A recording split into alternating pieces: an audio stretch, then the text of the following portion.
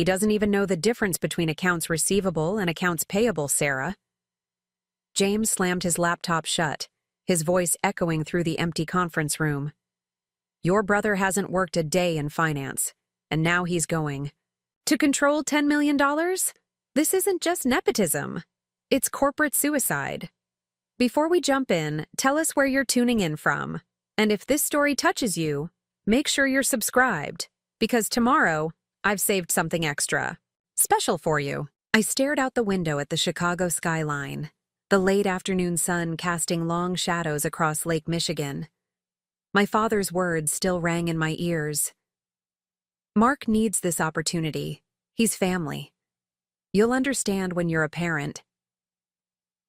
Crystal paperweight, a gift from the investors I'd spent 18 months courting, felt cold and heavy in my palm.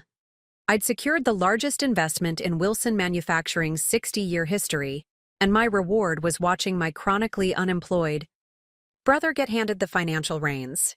He'll report to you, my father had insisted, not meeting my eyes. Nothing really changes. Except everything had changed. The trust was broken. The message was clear. Blood trumped merit, and my decade of sacrifice meant nothing compared to my brother's Y chromosome. James, our operations director and my closest ally, paced behind me. So what are you going to do? Just accept it? Let 3 generations of work go down in flames because your dad can't see past his own bias? The question hung in the air as my phone lit up with a notification. Another congratulatory message from our lead investor. Excited to see Wilson Manufacturing enter its next chapter of growth with you at the helm of finance, Sarah. Your vision for the company's future sealed the deal for us. They didn't know. No one outside the family conference room knew that the architect of the expansion plan wouldn't be the one implementing it. That the financial projections they'd staked $10 million on had been created by someone who would now be relegated to advising her brother. I need some air, I muttered, grabbing my jacket and heading for the door. Sarah, wait. The executive team meeting is in 30 minutes, James called after me. Your dad expects you there to support Mark's transition. I paused at the threshold, my hand tight on the doorframe. Tell them I'm sick. It wasn't a lie. I was sick of being the reliable daughter, the one who'd postponed grad school when Mom got sick, who'd stepped in to modernize our outdated manufacturing processes when Dad couldn't adapt to digital transformation. Sick of watching Mark drift in and out of the company when he needed money, always landing in positions created just for him, while I worked 60-hour weeks proving myself worthy of the Wilson name. The elevator carried me down 38 floors, each descending number on the display panel matching the sinking feeling in my chest. By the time I hit the lobby, I'd made my decision. I wasn't going to that meeting. I wasn't going to smile and pretend this was okay. I was finally going to put myself first. The taxi dropped me at Navy Pier, the one place in Chicago where I could always think clearly. As a child, my grandfather would bring me here when the pressure of being a Wilson became too much. The water puts things in perspective, he'd say, pointing at the vast expanse of Lake Michigan. Our problems are temporary, but this is forever. Grandpa Jacob had built Wilson Manufacturing from a small metal shop into a regional leader in precision parts. He'd hoped my father would expand it further, but Thomas Wilson was more a caretaker than a visionary. He'd kept things running, maintained the status quo, content with steady, if unspectacular, growth. It was expected that Mark, as the firstborn son, would eventually take over, continuing the patriarchal succession that had worked for 2 generations. But Mark had different ideas.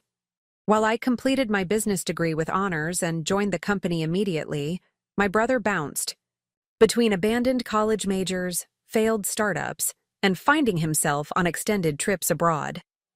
Each time he returned broke and directionless, Dad would create another VP position with an impressive title and minimal responsibilities. I'd built my entire life around Wilson Manufacturing. when my college friends headed to New York or San Francisco for lucrative jobs, I stayed in Chicago. When Mom's cancer required round-the-clock care, I worked from her hospital room while Mark was too emotionally fragile to visit regularly. When our major clients threatened to leave because our production methods were becoming obsolete, I researched and implemented the automation systems that saved millions. And when it became clear that we needed external investment to compete in an increasingly globalized market, I was the one who created the pitch deck, networked at industry events, and eventually secured meetings with the Midwestern Manufacturing Investment Consortium. The investors had been skeptical at first. Wilson is stable, but what's going to change to deliver the growth you're projecting? The lead investor, Diane Garrett, had asked during our first meeting. For 18 months, I meticulously addressed every concern, refined financial projections, and developed a 5-year growth strategy that would expand our reach nationally. I convinced them that Wilson Manufacturing wasn't just another family-run, legacy business resistant to change. We were poised for transformation. The morning I received confirmation of the $10 million investment commitment had been the proudest of my career. I'd called Dad immediately, my voice trembling with excitement. "They're in, Dad, all of them. Full ask, minimal conditions." His response had been typically understated. "That's good news, Sarah. Let's discuss next steps tomorrow." No congratulations, no recognition of the mountains I'd moved. I'd assumed the next steps would include formalizing my position as CFO, the role I'd been unofficially performing for years. Instead, at the family dinner that evening, Dad had cleared his throat and announced, "Mark will be returning to the company as financial director to manage the expansion." My fork had frozen midway to my mouth. "What?" "Your brother has had time to mature," Dad continued, smiling at Mark. "He's ready for responsibility now." Mark at least had the decency to look uncomfortable. "It'll be a team effort, Sar. I'll need your guidance." But it wasn't a team effort. It was a theft of my achievement, my rightful position, and my future. The investors had backed my vision, my financial acumen. They'd seen what my father couldn't, that I was the future of Wilson Manufacturing. Standing at the edge of the pier now, watching boats sway gently in the late afternoon light, I felt something crystallize within me. I'd spent my entire adult life trying to prove myself worthy of a place that should have been mine by merit. I'd dimmed my light to avoid outshining my brother, softened my voice to protect my father's ego, and swallowed my ambition to maintain family harmony. And what had it gotten me? A front-row seat to watch someone else take credit for my hard work.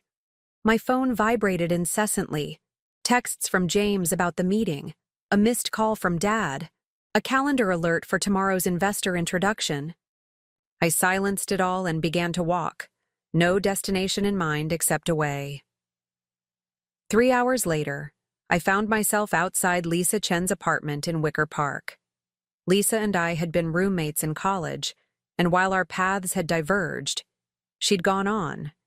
To become a venture capital analyst in San Francisco, we'd remained close. She was back in Chicago visiting family and had been trying to get me to meet up all week. I hesitated before ringing the bell. Lisa had never understood why I stayed at Wilson. "With your talent, you could be running finance for any major corporation," she'd say during our phone calls, "or starting your own business. Why waste yourself trying to impress people who can't see your value?" I never had a good answer. Family loyalty? Obligation? The hope that eventually my dedication would be recognized. None of those reasons seemed compelling anymore. Lisa's face registered surprise when she opened the door. "Sarah, what are you—" "They gave it to Mark," I said, my voice hollow. "The financial directorship, after everything I did to secure the investment." Her expression shifted from surprise to anger. "Those absolute—" She caught herself. "Come in. This calls for something stronger than coffee." Inside, over glasses of bourbon, I told her everything. The years of being overlooked, the exhaustion of constantly proving myself, and finally, the devastating betrayal of watching my unqualified brother be handed control of the financial future I'd built. "So what now?" Lisa asked when I finished, her analytical mind already moving to solutions. "Legal action? Whistleblowing to the investors?" I shook my head. "I couldn't do that to the company, to the employees who depend on those jobs." "Then what, Sarah? Because going back tomorrow and pretending this is fine isn't an option. Not if you want to look at yourself in the mirror." Preparing and narrating this story took us a lot of time, so if you are enjoying it, subscribe to our channel. It means a lot to us. Now back to the story. She was right. The thought of returning to that conference room, of nodding supportively while Mark fumbled through the financial strategy I'd crafted, made me physically ill. "I think I need to leave," I said, the words surprising me even as they left my mouth. Not just take a vacation or a sabbatical, actually leave Wilson Manufacturing. The moment I said it aloud, something shifted inside me. A weight lifting, possibilities opening. Lisa studied me for a long moment, then reached for her laptop. "If you're serious, I have something to show you." She pulled up a presentation, deck for a manufacturing technology startup based in Seattle, Vertex Innovations. They're revolutionizing the supply chain for precision manufacturers with AI optimization software. They've got brilliant engineers, but need someone who understands both manufacturing finance and digital transformation from the inside. Someone exactly like you. "You want me to join a startup?"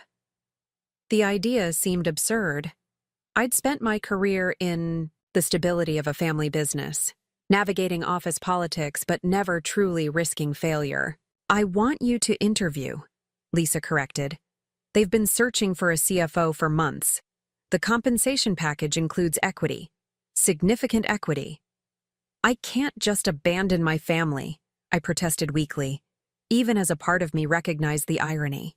Hadn't they just abandoned me? Lisa leaned forward. "Sarah, I'm going to say something as your friend, not as a VC. Your family is taking advantage of your loyalty. They're counting on you being too afraid to leave. But what if this isn't about abandoning them? What if it's about finally becoming who you're meant to be?" Sleep eluded me that night on Lisa's pull-out couch. My mind raced with possibilities and fears. By morning, I'd made my decision.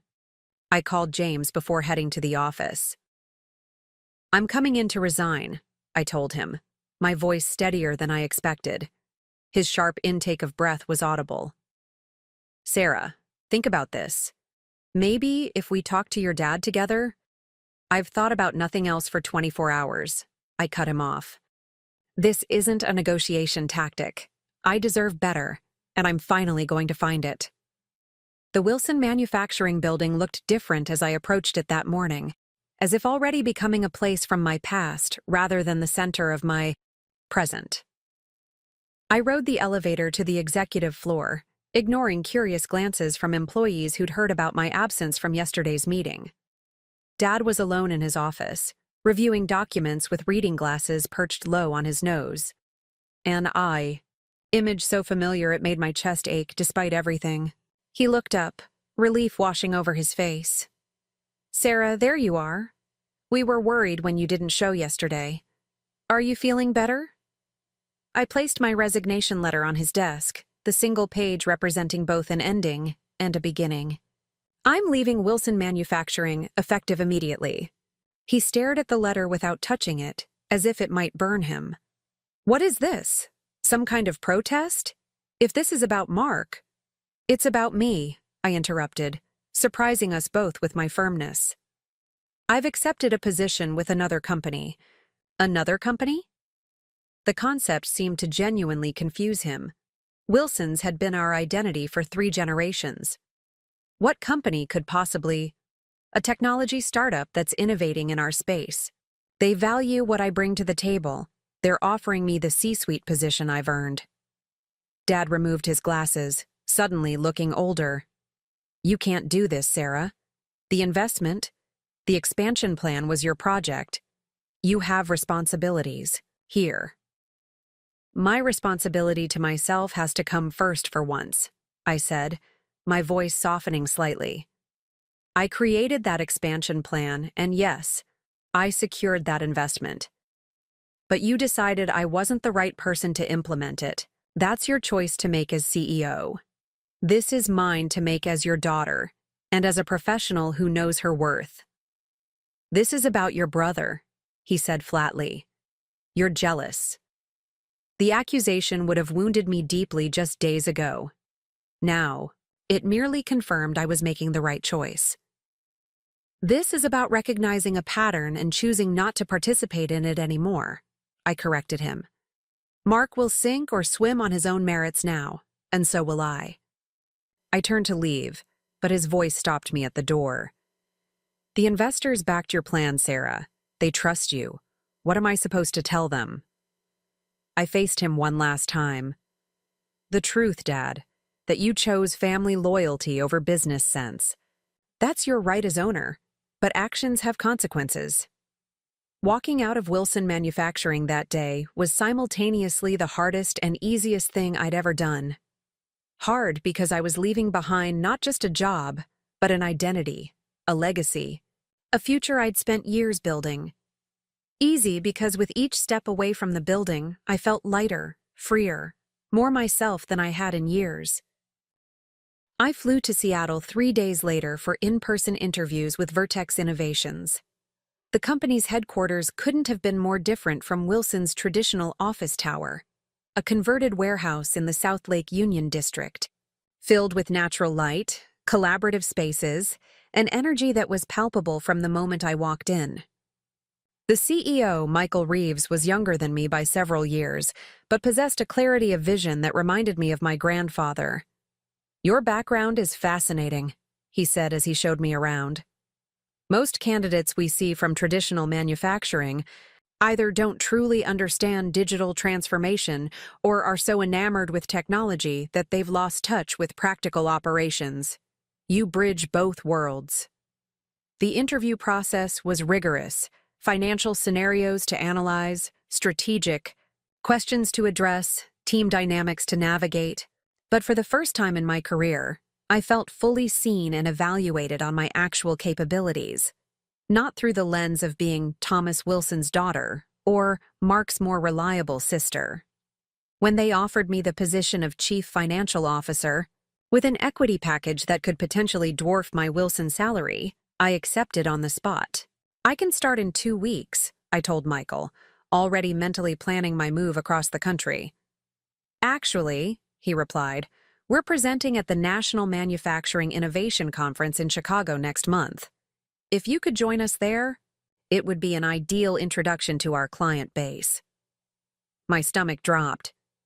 The conference was the premier industry event of the year, and Wilson Manufacturing would certainly be there, showcasing their new investment and expansion plans. Is that going to be a problem? Michael asked, noting my hesitation. I squared my shoulders. Not at all. It's the perfect opportunity to begin this transition. Back in Chicago, I threw myself into preparations for my move.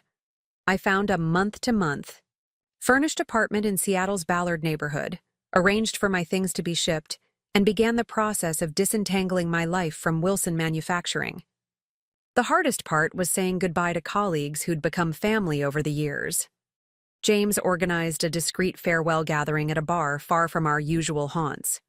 To avoid company spies, he'd joked, though we both knew he was creating space away from the awkwardness of my departure. They're already struggling, he confided after a few drinks, loyalty to me battling with his commitment to the company. Mark presented the financial projections to the department heads yesterday. He couldn't answer basic questions about the assumptions behind the models. I felt a twinge of vindication followed immediately by guilt. They'll figure it out, I said, not entirely believing it. Dad will hire someone qualified to support him. James gave me a knowing look. That someone was supposed to be you. News of my departure had spread quickly through the industry. I received LinkedIn messages from competitors, cautious inquiries from Wilson clients, and a particularly pointed email from Diane Garrett, the the lead investor. Unexpected personnel changes following major investments concern me. I'd appreciate your perspective over coffee. I met her at a quiet cafe in the financial district, unsure what I could ethically say, but knowing I owed her some explanation. I'm not asking you to disparage your family's company, Diane clarified once we were seated, but I backed that investment largely because of you, Sarah. Your absence from the equation changes the risk profile. My father made a succession choice that I disagreed with, I said carefully. I chose to pursue an opportunity that better recognizes my contributions. Diane nodded slowly. At Vertex Innovations, I know Michael Reeves, brilliant technologist. Their platform could transform manufacturing logistics if properly scaled. She studied me over her coffee cup. It's a bold move, leaving security for a startup. Sometimes bold moves are necessary for growth, I replied. She smiled slightly. Indeed. Well, I wish you success in your new venture. Wilson's loss is certainly Vertex's gain. As she gathered her things to leave, she added, The manufacturing world is smaller than most people realize, Sarah. I suspect our paths will cross again soon. I didn't fully understand the significance of her words until the National Manufacturing Innovation Conference arrived 4 weeks later. I'd been working remotely for Vertex for nearly a month, immersing myself in their technology and financial models, helping refine their investor pitch for the conference. The event occupied the entire Chicago Convention Center, with hundreds of exhibitors ranging from industrial giants to emerging tech companies. Vertex had a modest but strategic booth location near the Innovation Showcase. Wilson Manufacturing had secured prime real estate near the entrance, a testament to their longevity in the industry and the buzz around their recent investment. I spotted them immediately upon entering the main hall, Dad looking distinguished. In his customary tailored suit, Mark uncomfortable, but trying to project confidence in a new position he was clearly struggling to navigate, and James running interference when conversations became too technically complex for either of them. My Vertex colleagues were too focused on our upcoming presentation to notice my distraction. We were launching our new supply chain optimization platform, a solution that could potentially save manufacturers like Wilson millions in efficiency gains. The financial impact projections are the key selling point, Michael reminded me as we rehearsed. Your manufacturing background makes those numbers credible. When you explain how this reduces costs by 22% while improving delivery reliability, people believe it coming from you. I nodded, pushing thoughts of my family's nearby booth from my mind. This was my new path, and I needed to focus on making it successful. Our presentation was scheduled for the second day in the main auditorium. As I reviewed my notes backstage, a familiar voice made me look up. I heard a rumor you'd be here. Mark stood awkwardly in the wings, looking both out of place and strangely vulnerable in a suit that still had the polished sheen of newness. Hello, Mark, I said, keeping my voice neutral. How's the conference going for Wilson? He shrugged, the gesture so reminiscent of our childhood that it momentarily softened my resolve. It would be better if you were there. Dad won't admit it, but we're struggling without you. The investors ask questions I don't know how to answer. You'll figure it out, I said, echoing my earlier words to James with even less conviction. That's what financial directors do. He winced. I never asked for that title, Sarah. Dad announced it without even discussing it with me first. But you accepted it, I pointed out. You could have declined. You could have said, this position should go to Sarah. And disappoint Dad again? Mark ran a hand through his hair, a gesture of frustration I recognized all too well. You've always been stronger than me that way. You can stand up to him, I just fold. For the first time, I saw my brother clearly, not as the favored son who'd taken what should have been mine, but as someone trapped in the same dysfunctional family system, just with different expectations and pressures. What do you want, Mark? Why are you here? His eyes met mine directly. To ask you to come back. Not for Dad, not even for me, for the company, for the people who depend on those jobs. I'm in over my head and everyone knows it. Something inside me softened, even as I knew my answer. Couldn't change. I can't come back. Not as your advisor or Dad's right hand. I've found something that's mine, where I'm valued for exactly who I am. I understand, he said quietly. I just needed to try. A stage manager approached, signaling, 5 minutes until our presentation. Mark nodded in acknowledgement of my time constraint. Good luck out there, he said, turning to leave. Dad and I will be in the audience. He'd never admit it, but I think he wants to see what you're doing now. What was worth leaving us for? The knowledge that my father and brother would be watching sent a wave of anxiety through me, followed by a strange sense of liberation. For years, I'd measured my words and achievements against their potential reactions. Today, I would simply be the CFO of Vertex Innovations, presenting a revolutionary product that I believed in. Our presentation exceeded all expectations. Michael's technical explanation of the platform laid the groundwork, but when I stepped forward to detail the financial impact, speaking the language of manufacturing executives with an authenticity born from years on factory floors, I could feel the room's energy shift from polite interest to genuine engagement. In the Q&A session, I found myself fielding most of the questions, translating complex technological advantages into clear business benefits. From the corner of my eye, I could see my father in the third row, his expression unreadable, but his attention unwavering. Afterward, as potential clients crowded our booth, I caught glimpses of familiar faces from Wilson Manufacturing, suppliers curious about our technology, employees I'd worked with stopping by to offer congratulations, even James giving me a subtle thumbs up from across the aisle. It was Diane Garrett's appearance at our booth that changed everything. After a detailed conversation with Michael and me about Vertex's technology, she looked between us thoughtfully. I've been considering something since our coffee meeting, Sarah, she said. Wilson Manufacturing has the production capabilities and client base. Vertex has the technological solution that could revolutionize how those capabilities are deployed. Have you considered a strategic partnership rather than competing separately? Michael's eyes lit up with possibility. We've been looking for a manufacturing partner to pilot our full integration. Wilson would never, I began, then stopped myself. The old Sarah would have known exactly what Wilson Manufacturing would or wouldn't do, because those decisions were made within a closed family system I'd been part of. The new Sarah didn't presume to speak for her former company. It would be worth exploring, I amended.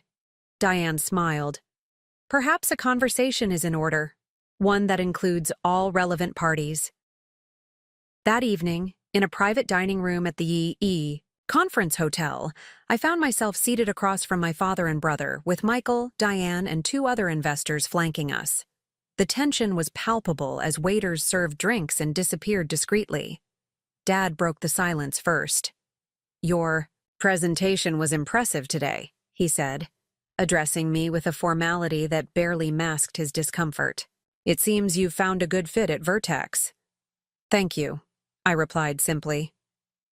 Diane took control of the conversation then, outlining her vision for a strategic partnership. Wilson Manufacturing would become the primary implementation partner for Vertex's technology, gaining efficiency advantages over competitors, while Vertex would secure a flagship client to demonstrate real-world applications. The synergy potential is remarkable, she concluded. Wilson's recent investment could be partially redirected to this integration, with potentially greater returns than the original expansion plan. My father listened thoughtfully, occasionally glancing at Mark, who seemed increasingly relieved, as the conversation progressed beyond his financial depth. And who would oversee this partnership from the Wilson side? Dad finally asked, the question hanging heavy with implication. Before anyone could respond, Mark pushed back his chair. Slightly, it should be someone who understands both the financial implications and the operational realities. he said, looking directly at our father. Someone who can translate between the manufacturing world and the technology innovations. Dad's eyebrows rose slightly. You're suggesting we need to hire someone new? Mark shook his head. I'm suggesting I'm not the right person for this. I never was. He turned to me. Sarah should have been financial director. We all know it. The admission hung in the air, stunning in its simplicity and honesty. Michael leaned forward. What if we structured this differently? A joint venture between Wilson and Vertex, with shared leadership. Sarah could serve as the bridge between our companies without having to choose one over the other. I looked at my father, searching his face for any indication of what he was thinking. The proud man who never admitted mistakes, who'd built his life around certain unshakable beliefs about family and legacy, seemed suddenly older and less certain. Would you consider it? He asked me directly. Not coming back exactly as you left, but building something new between these two companies? It wasn't an apology. It wasn't even a full acknowledgement of the injustice that had driven me away. But it was perhaps as close as Thomas Wilson could come to recognizing that he'd made a mistake. I'd need certain guarantees, I said carefully. Equal decision-making authority, board representation, equity in the joint venture. Dad nodded slowly. That seems reasonable, for both companies' benefit.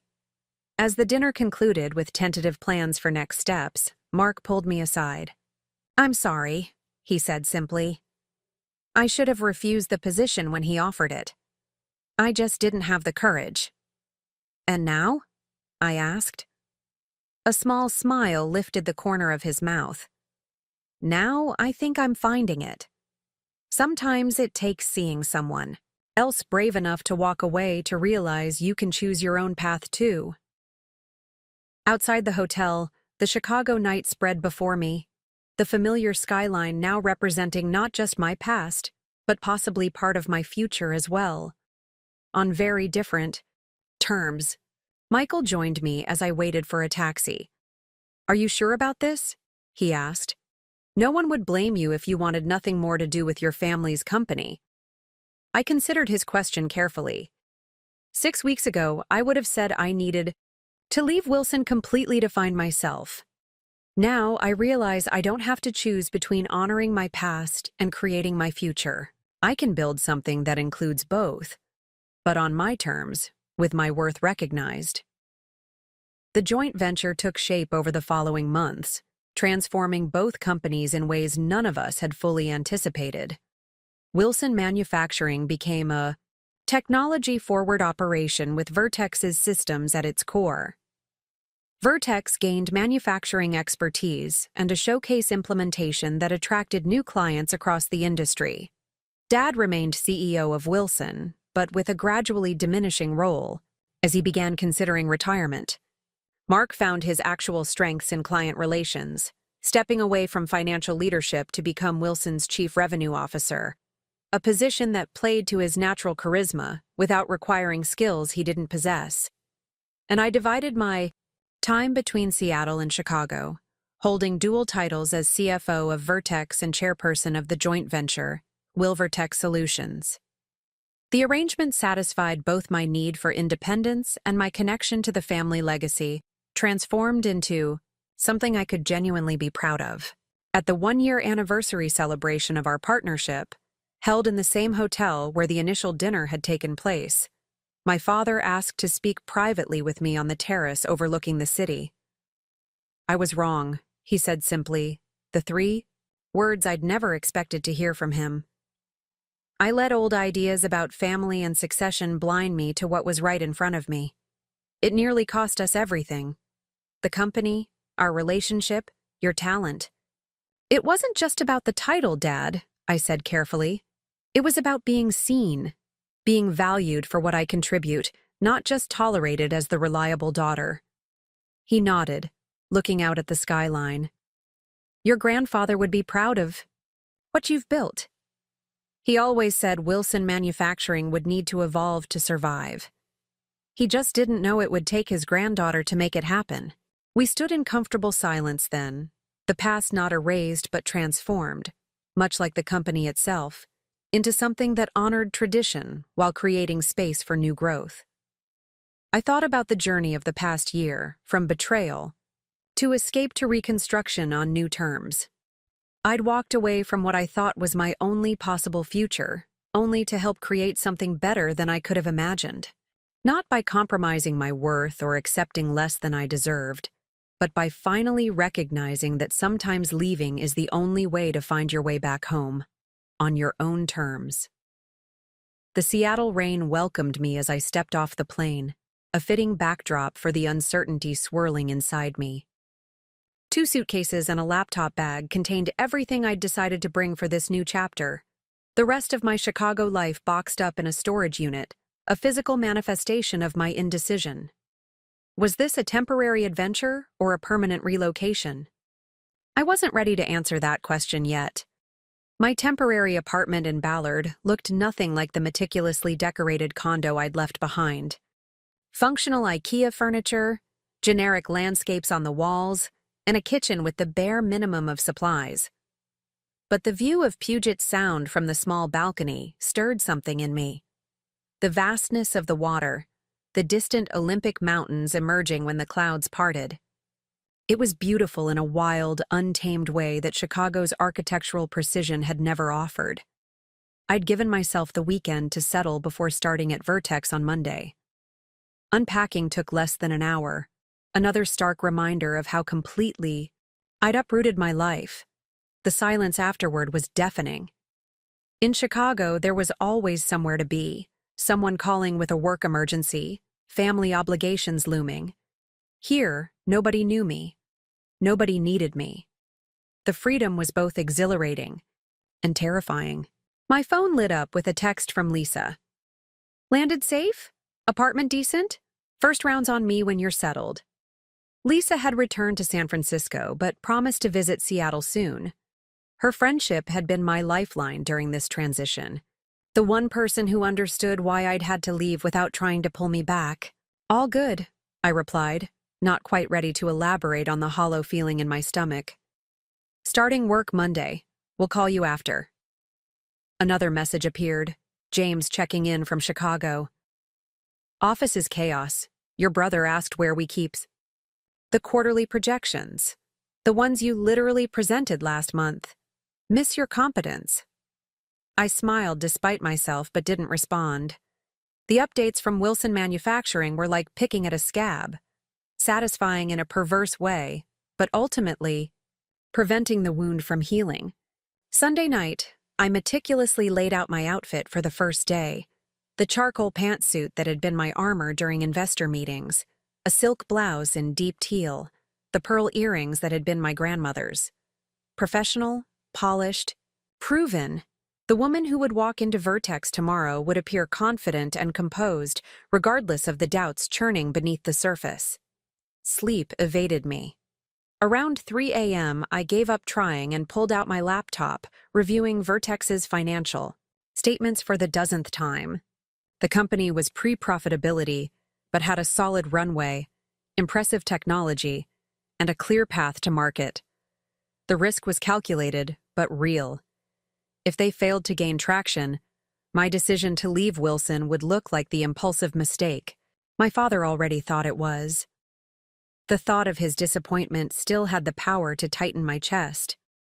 Thomas Wilson had never been demonstrative, but his approval had been the currency of my childhood. Good grades, extra responsibilities, perfect attendance, each achievement another deposit in the bank of earning his respect. Mark had given up that game early, choosing instead to charm his way through failures with a smile and a promise to do better next time. I'd never had that luxury. As the reliable one, the standard was perfection. Watching the Seattle sunrise paint the water in shades of pink and gold, I wondered when I'd decided that my worth was tied to my father's validation, and more importantly, how I would define success without it. The Vertex office buzzed with the energy of potential when I arrived Monday morning. Developers huddled around screens, salespeople gesticulated during calls, and the design team sketched, furiously on tablets, Michael met me at the door, coffee in hand. "Welcome to the controlled chaos," he grinned, handing me the cup. "I remember you take it black, right?" The small consideration, that he'd noticed how I took my coffee during our interviews, was so unexpected that I almost missed his next words. "Team meeting in 15 to introduce you. Then I figured you'd want to dive into the financials. Get your bearings. Your office is this way. It's not fancy, but the view's decent." Not fancy was an understatement.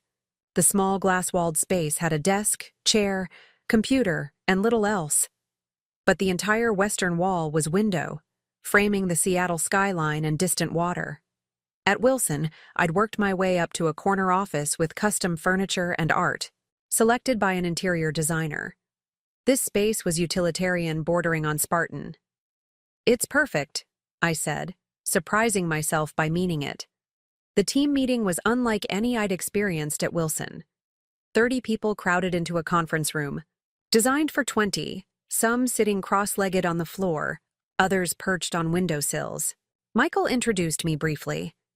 "This is Sarah Wilson, our new CFO, financial genius and manufacturing insider," before moving on to product updates, sales projections, and engineering challenges.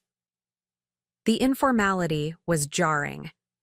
People interrupted with questions, challenged assumptions openly, and occasionally erupted into debates that Michael let run for a few minutes before gently redirecting.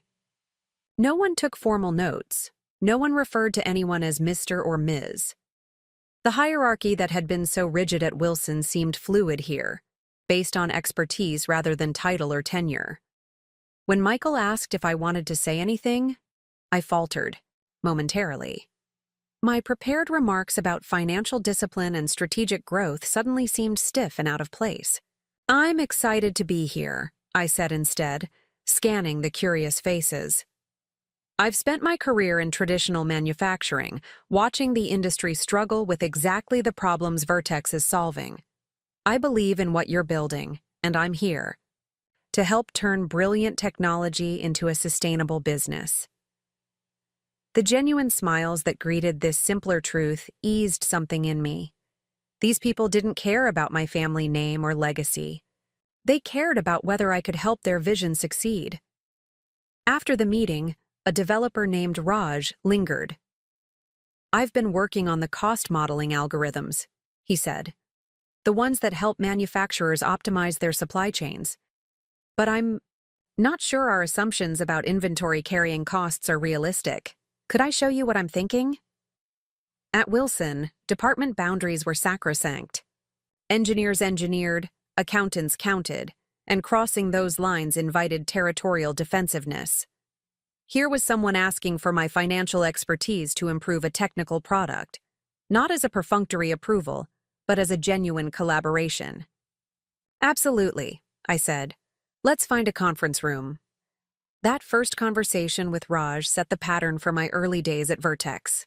I found myself pulled into discussions about product features, pricing models, and client implementations, areas that would have been neatly separated at Wilson, but were delightfully entangled here. My manufacturing knowledge became an unexpected asset, helping the technical team understand the real-world constraints their algorithms needed to accommodate. By the end of my first week, the bare office had accumulated signs of life, a plant. From the marketing team, whiteboard walls covered in financial projections, and a Seattle skyline photo gifted by Michael's assistant. I'd stayed past 8 every night, not from obligation but genuine absorption in the work. On Friday evening, Michael stopped by as I was still working. "Beers on the roof deck," he said. "Team tradition. No shop talk allowed." The rooftop gathering was another culture shock. People played cornhole and argued good-naturedly about music while sharing pizza and local microbrews. Michael's partner brought their dog, who made rounds collecting pets from everyone. The CTO mixed elaborate cocktails at a makeshift bar. It was casual in a way that Wilson Manufacturing's formal quarterly dinners had never been. I hung back at first, nursing a beer at the edge of the group, watching these people who now constituted my professional world interact as friends. A woman with bright purple hair approached. Sonia, I remembered, head of user experience. "First week survivor," she said, raising her glass in salute. "Verdict?" "It's different," I admitted. "My last job, we had organizational charts with neat boxes and clear reporting lines. Everyone knew exactly where they stood." Sonia laughed. "Sounds suffocating. Here, it's messier but more honest. You contribute where you can add value, not just where your title says you should." "I'm still adjusting," I admitted. 20 years of corporate structure is hard to unlearn." 20 years? How old are you?" Sonia looked genuinely confused. I realized with a start that most of my new colleagues probably assumed I was in my early 30s, not approaching 40. At Wilson, my age had been known to everyone, another piece of my fixed identity as Thomas Wilson's daughter. Here, I was being evaluated solely on my current contributions, not my history. "Old enough to know better, young enough to start over," I replied, clinking my glass against hers. The evening loosened something in me. I found myself laughing at the CTO's terrible puns, joining a heated debate about sci-fi movies, and even taking a turn at cornhole, badly. These people weren't just colleagues, they were becoming a community. As the gathering wound down, Michael joined me at the railing overlooking the city lights. "How are you really doing with all this change?" he asked, his question gentler than his usual direct style. "Honestly, it's disorienting," I admitted, "like stepping into a parallel universe where all the rules are different." He nodded. "Big companies have their own gravity. They pull everything into familiar patterns. Startups are more like building the airplane while you're flying it. That's not exactly reassuring for the new financial officer." I laughed. "True, but you didn't come here for certainty, did you? If you wanted safe, you would have stayed at Wilson." The question hit deeper than he could have known. Why had I really left? The obvious answer was my brother's unearned promotion, but the truth ran deeper. I'd been suffocating under the weight of expectations and limitations that had nothing to do with my abilities and everything to do with my place in the Wilson hierarchy. "I came here to build something that matters," I said finally. "Something that reflects my vision, not just my family's." Michael studied me for a moment. "Then you're in the right place. Just remember, that airplane we're building? You're not just along for the ride. You're one of the chief architects now." The responsibility of that role hit me fully the following Monday, when Michael announced we'd be pitching for Series B funding 3 months earlier than planned. "Our current runway is shorter than we'd like with the new hires and expanded development," he explained in our leadership meeting. "Sarah, I'll need you to lead this round." The room, our CTO Logan, head of sales Audrey, and Michael all looked at me expectantly. At Wilson, funding decisions involved months of planning, layers of approvals, and endless committee meetings. Here, major financial decisions were made with the casual confidence of people used to navigating uncertainty. 3 months is aggressive," I said carefully. "Our Q3 projections won't have real customer data to back them up yet." "That's the catch-22, Logan pointed out. "We need the funding to scale fast enough to land the enterprise clients who would give us that data. So we're essentially asking investors to bridge our credibility gap," I clarified. Michael nodded. "Exactly. And you're the bridge, Sarah. Your background gives us legitimacy with traditional investors that we wouldn't have otherwise." The realization was both flattering and terrifying. They'd hired me partly for the very industry experience I'd been trying to distance myself from. My Wilson manufacturing pedigree, the name I'd been running from, was now one of my most valuable assets. "I'll need to completely redesign our pitch deck," I said, mind already racing through the necessary changes, "and develop much more robust financial projections." "Whatever you need," Michael agreed. "This is your show to run." The next few weeks blurred into a relentless rhythm of financial modeling, investor research, and presentation refinement. I worked 14-hour days, fueled by coffee and the adrenaline of creation. This wasn't like securing funding for Wilson, where the company's longevity and my father's connections had done half the work. Here, every number needed to tell a compelling story about Vertex's potential. I reached out to Lisa for insights on the current venture capital climate. Her position at a major VC firm gave her valuable perspective on what investors were looking for in manufacturing technology plays. Supply chain optimization is hot right now, she confirmed during one of our late-night calls. But they'll grill you on customer acquisition costs and time to implementation. Traditional manufacturers are notoriously slow adopters. Not all of them, I countered, thinking of the more progressive clients I'd worked with at Wilson. The labor shortages and supply chain disruptions since the pandemic have made even the dinosaurs more open to technology solutions. That's your angle then, Lisa said. You know both worlds. Use that.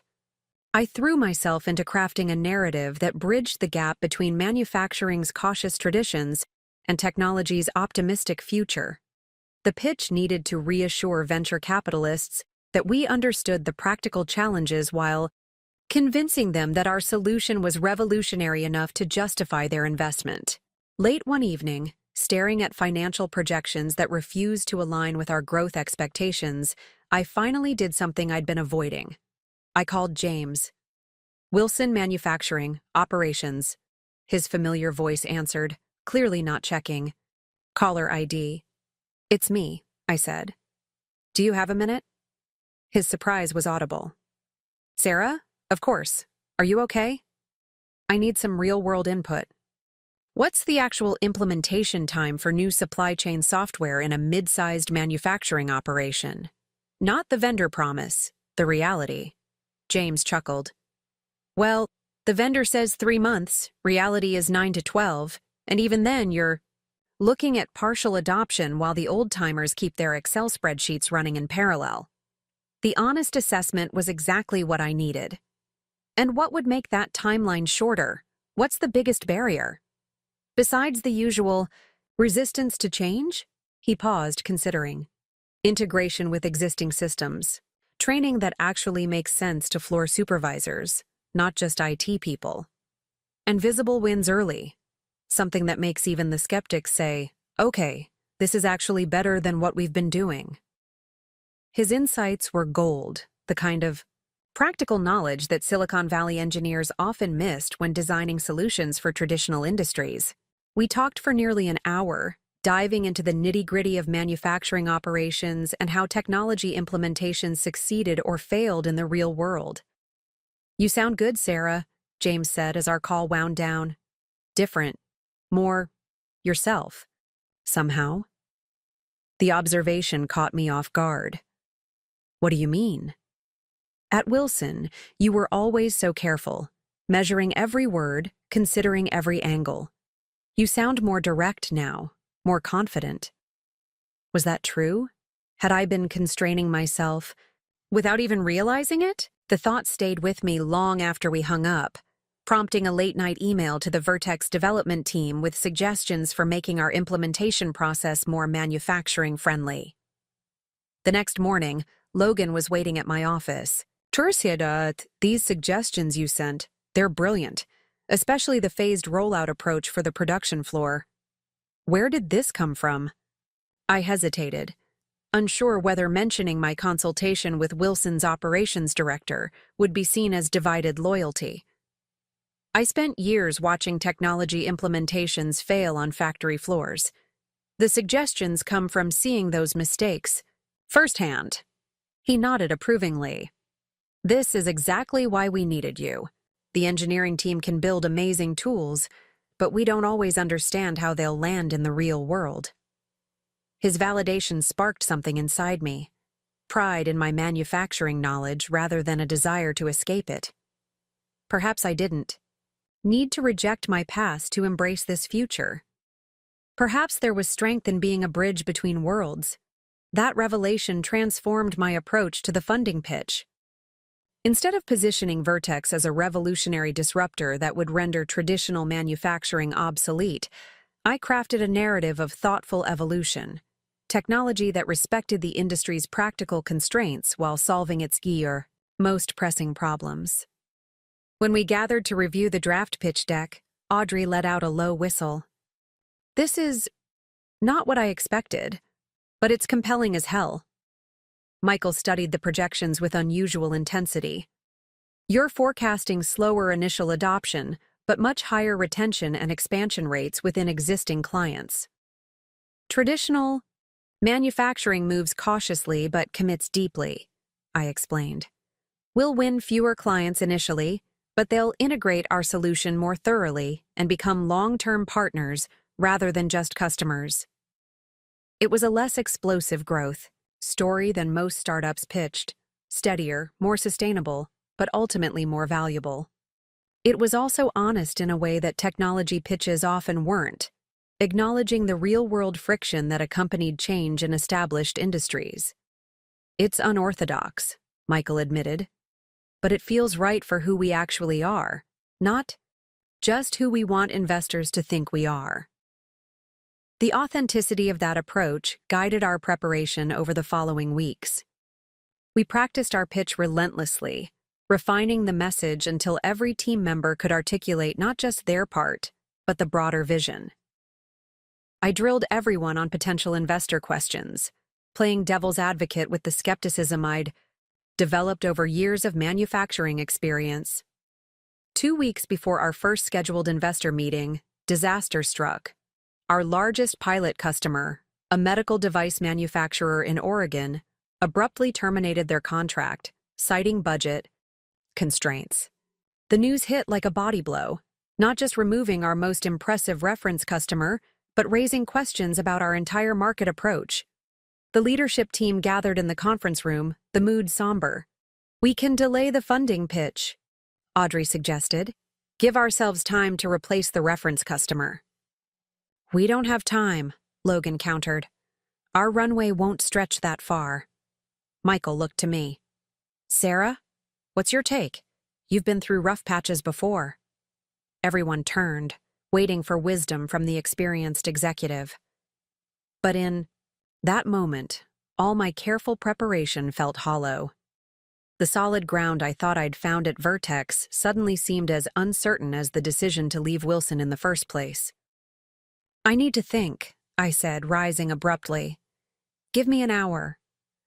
I walked the blocks surrounding our office building, Seattle's persistent drizzle matching my mood. The loss of our flagship customer wasn't just a business setback, it was a personal one. I'd rebuilt my professional identity around the belief that I could help this company succeed, that my manufacturing expertise combined with their technology vision would create something valuable. Now that vision was in jeopardy, and with it, my conviction that leaving Wilson had been the right choice. The doubts I'd been suppressing surfaced with crushing force. What if this was all a mistake? What if I'd thrown away a secure legacy for a venture that would implode before it even truly launched? My phone buzzed with a text from Lisa. Heard about Mediform pulling out. Not your fault. Remember why you're there. Why was I here? Not just at Vertex, but in Seattle, 3,000 miles from everything familiar. The easy answer was escape, from my father's disappointment, my brother's unearned advancement, the constraints of being perpetually undervalued. But as I walked, another truth emerged. I wasn't just running from something, I was running toward something. The freedom to build without predetermined limitations. The challenge of creating value that stood on its merits, not family connections. The opportunity to integrate everything I knew about manufacturing with everything I was learning about innovation. I found myself at the waterfront, watching ferries cross the Sound beneath heavy clouds. The vastness of the water reminded me of that first night on my apartment balcony. The sensation of possibilities extending to the horizon, unbounded by the neat lines of my previous life. An idea began to form, tenuous at first, then gaining clarity with each passing minute. By the time I returned to the office, it had solidified into a plan, The team still sat in the conference room, tossing around increasingly desperate alternatives. Michael looked up as I entered, hope and apprehension warring on his face. "I know what we need to do," I said, pulling up a chair. "We're pivoting our investor approach." "To what?" Logan asked warily. "To the truth. We lost our biggest pilot customer because our implementation was too ambitious for their risk tolerance. That's valuable information about how we need to approach traditional manufacturers." "You want to lead with our failure?" Audrey looked incredulous. "I want to lead with our learning," I corrected. "The strongest investor pitches don't hide setbacks. They show how the team adapts to them. We're going to demonstrate exactly how we're adjusting our strategy based on this experience." "That's unconventional," Michael said slowly. "So is our company. We're not a typical Silicon Valley play pretending manufacturing problems can be solved with pure technology. We're a hybrid, bringing tech solutions to an industry that moves deliberately and values reliability over disruption." I pulled up our pitch deck, deleting slides and creating new ones as I spoke. "We're going to acknowledge the setback, share our adjusted implementation timeline, and demonstrate how this makes our solution more viable for the mainstream market, not just early adopters." The team watched, skepticism gradually shifting to engagement as the new narrative took shape. We weren't promising overnight transformation anymore. We were offering a carefully choreographed evolution that respected the realities of factory floors and supply chains. "And the financial projections?" Michael asked. "This changes our growth curve significantly. They become more credible," I said confidently. "Slower initial growth, but more sustainable expansion as we build a reputation for successful implementations, rather than just flashy demos. The total value increases even if the hockey stick gets less steep." By the time we finished revising the strategy, it was past midnight. The new approach was riskier. Investors typically preferred bold claims of market dominance to measured promises of steady growth. But it was authentic to who we were as a company and to my own professional experience. As the team dispersed, Michael lingered. "That was impressive," he said quietly. "Most executives would have tried to hide the customer loss or minimize its significance. I spent years watching my father make decisions based on maintaining appearances rather than addressing reality," I replied. "It rarely ends well." "You're bringing a different perspective here, Sarah. It's changing how we think about ourselves." His words stayed with me as I walked to my apartment through the quiet streets. For years at Wilson, I'd tried to fit my insights into predetermined channels, accommodating existing power structures and legacy thinking. Here, my perspective wasn't just tolerated, but valued specifically because it challenged assumptions.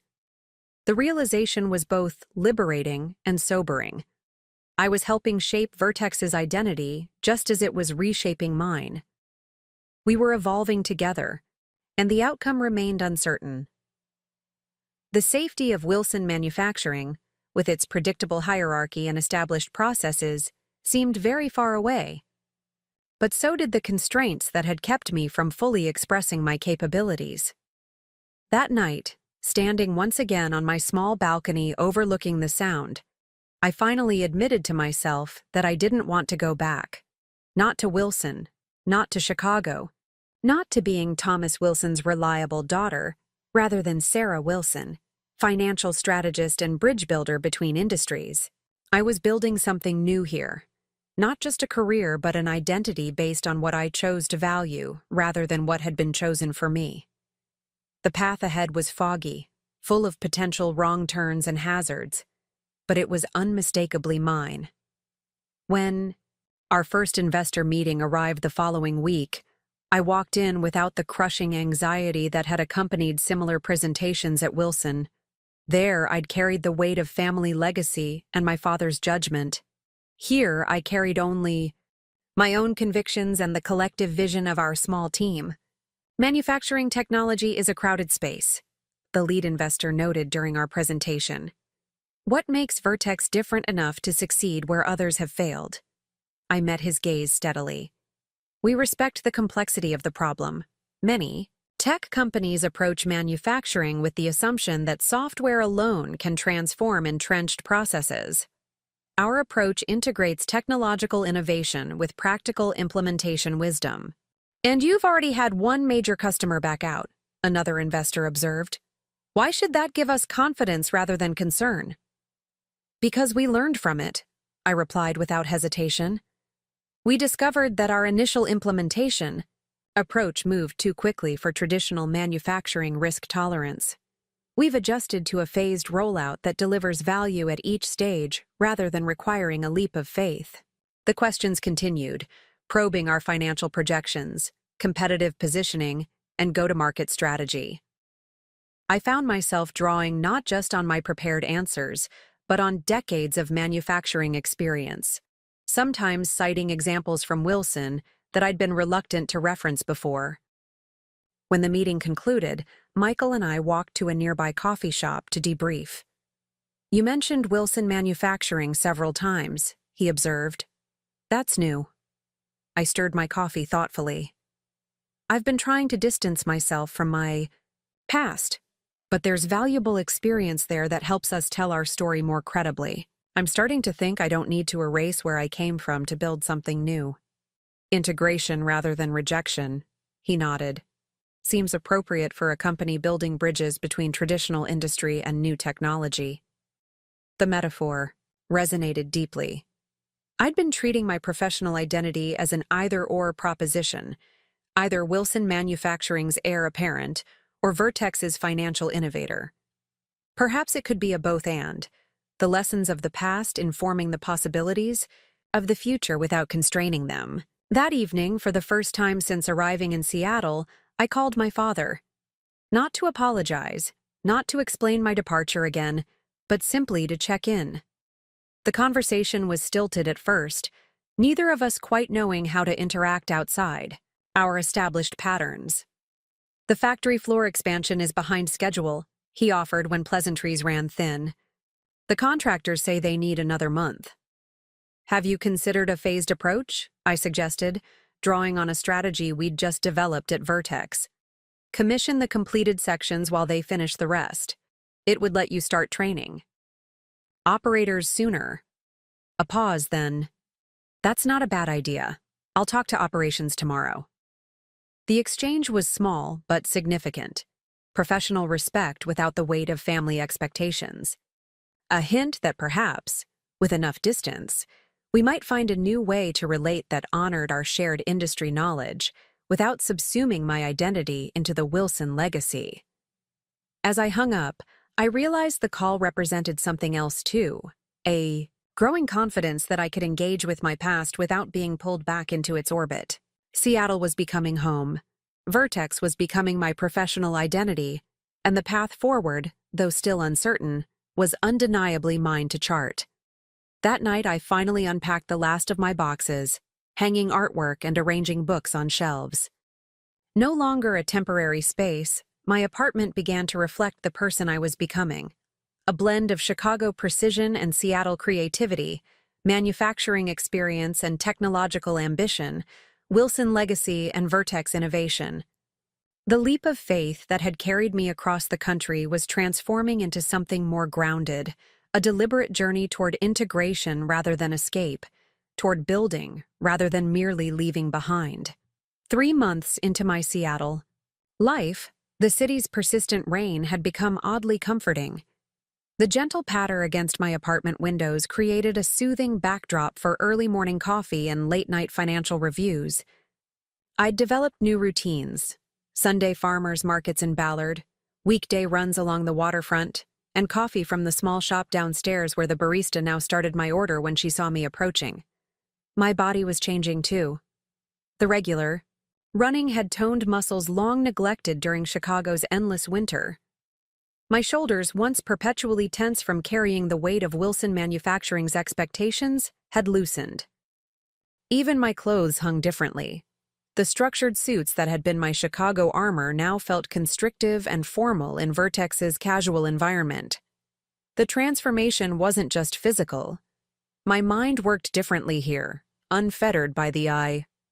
careful self-censoring that had become second nature at Wilson. Ideas flowed more freely, connections formed more naturally between disparate concepts. In meetings, I found myself speaking up without first calculating the political implications of each statement, a freedom that still occasionally startled me. Our investor pitch had succeeded beyond expectations. Not only had we secured the necessary Series B funding, but we'd attracted strategic investors with deep manufacturing connections.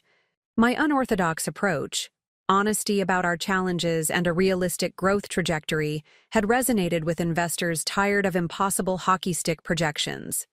The Wilson Honesty Premium, Michael had dubbed it, only half joking. Turns out telling the truth is our secret weapon. The nickname could have stung, a reminder of the family legacy I was trying to redefine. Instead, I found myself embracing it. My Wilson heritage wasn't something to escape, but to transform, taking the values worth preserving while discarding the limitations. Our newly secured funding allowed us to accelerate product development and expand our implementation team.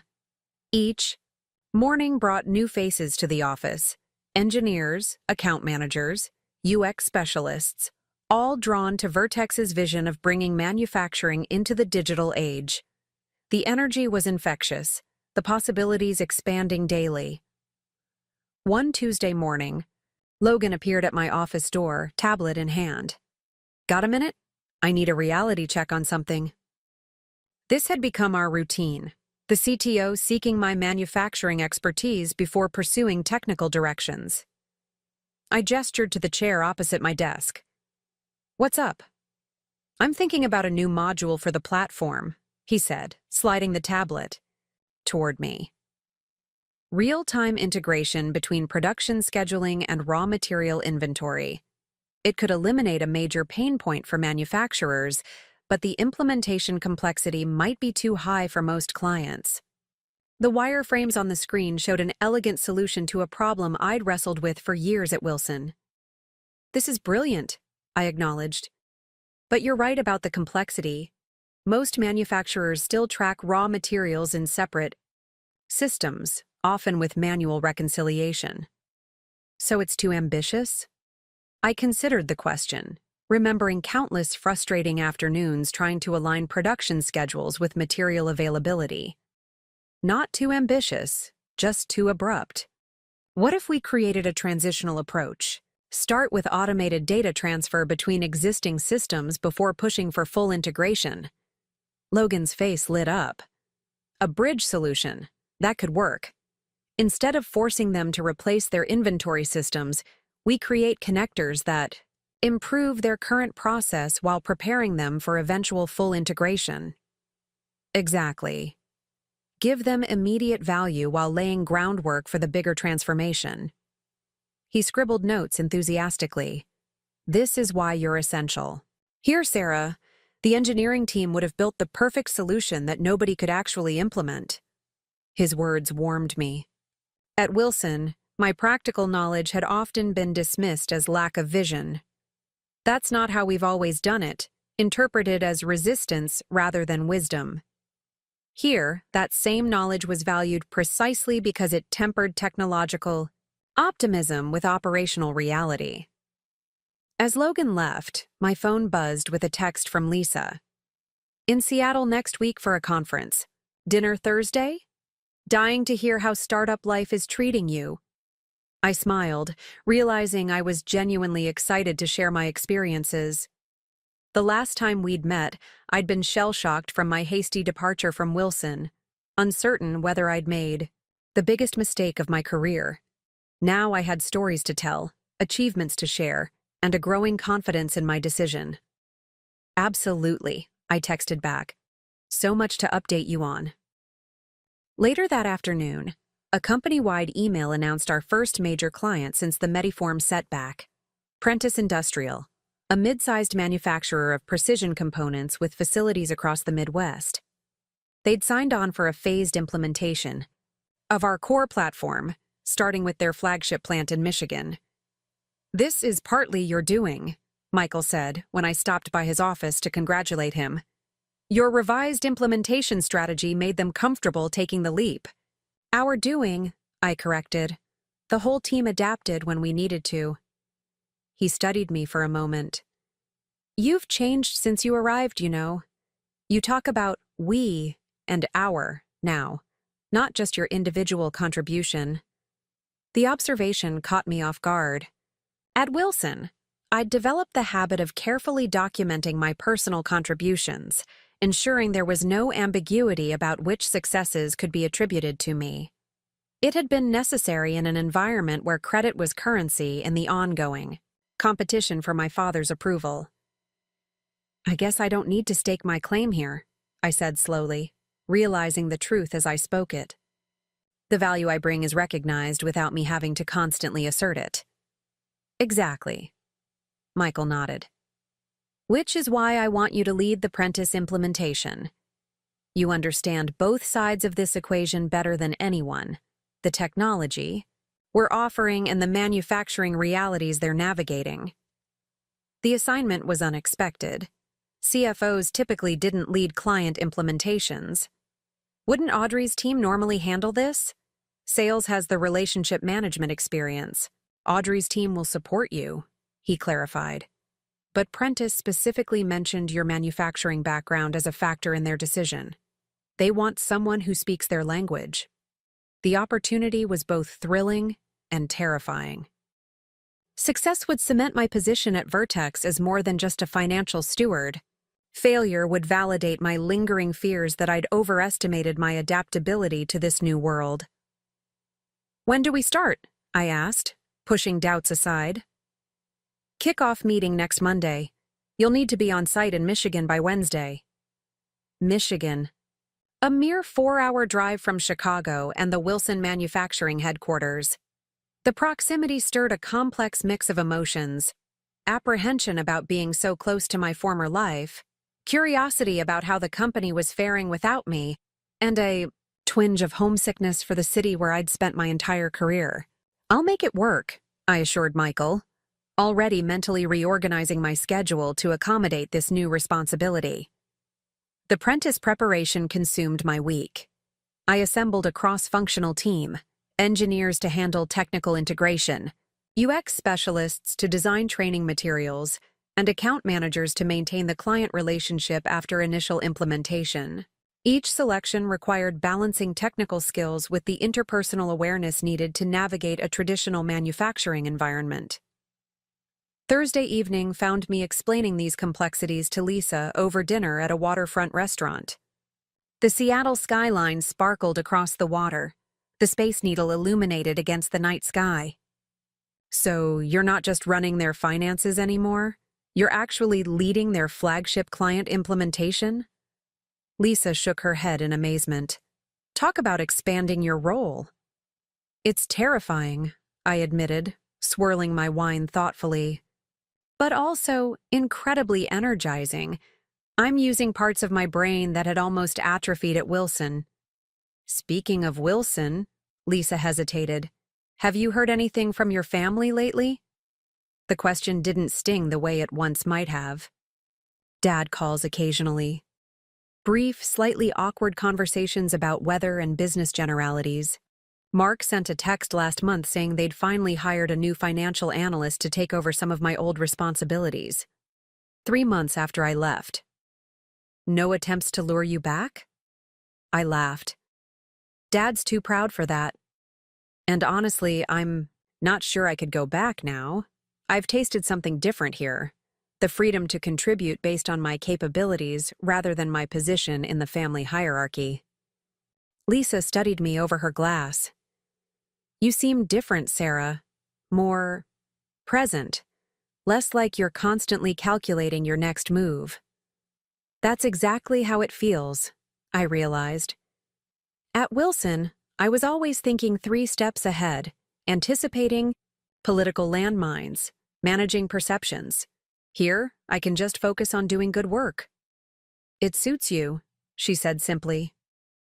Later that night, packing for the Michigan trip, I found myself reflexively reaching for the conservative suits that had been my Wilson uniform.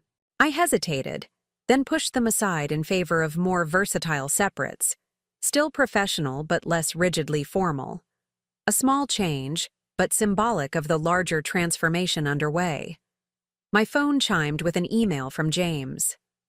Heard Vertex. Landed Prentice Industrial. Congratulations, they were on our prospect list for next quarter. The message carried no hint of resentment, just professional acknowledgement from a former colleague. I appreciated his grace, maintaining our friendship despite the awkwardness of now working for competitors. Thanks, I replied.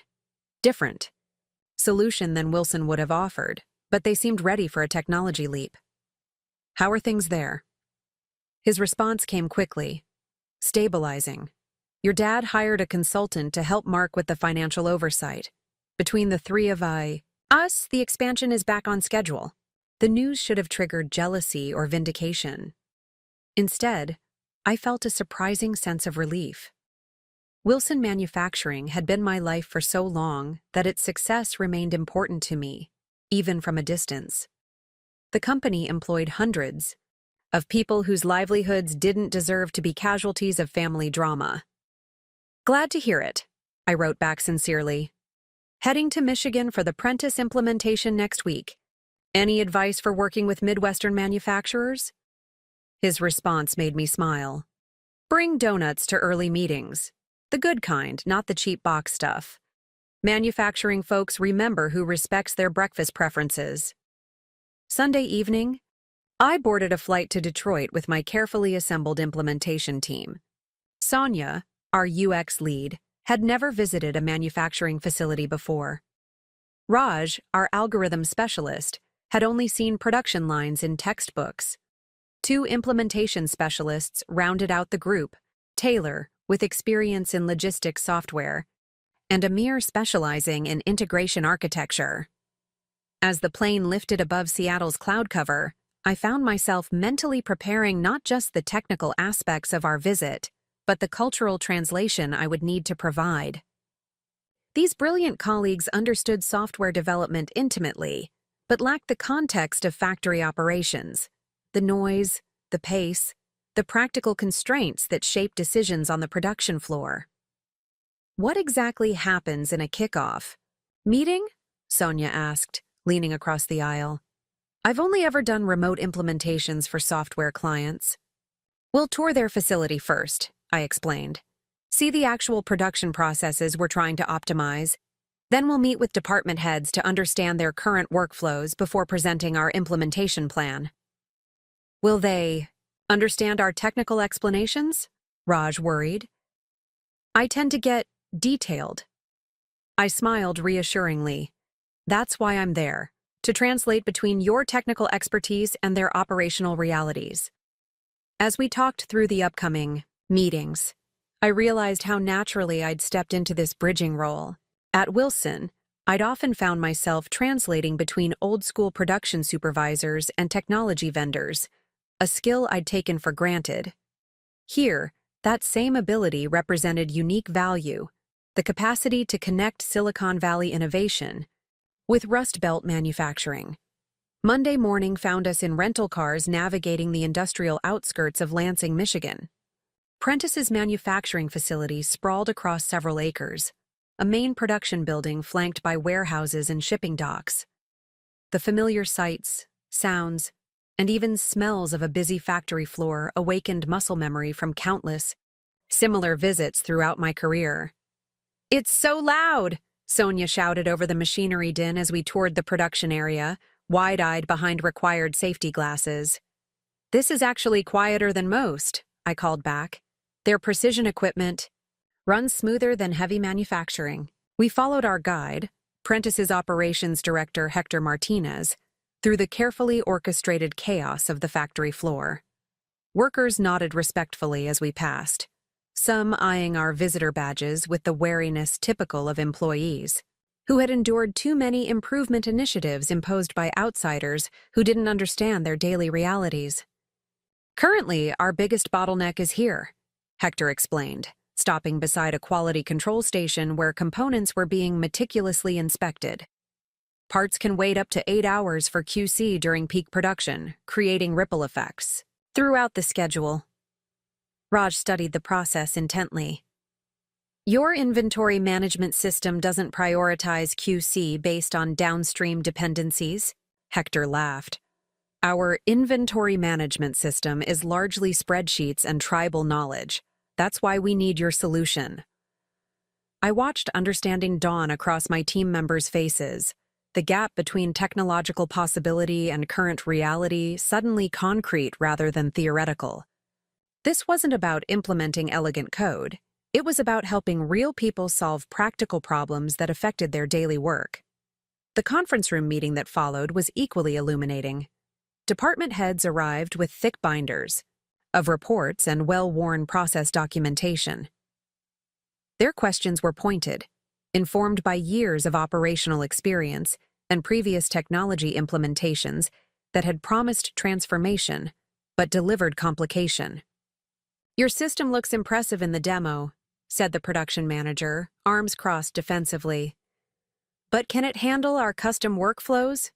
We've tried off-the-shelf solutions before that required us to completely change how we operate. Before Raj could launch into a technical explanation, I intervened. That's precisely why we're here for a full week before writing a single line of integration code.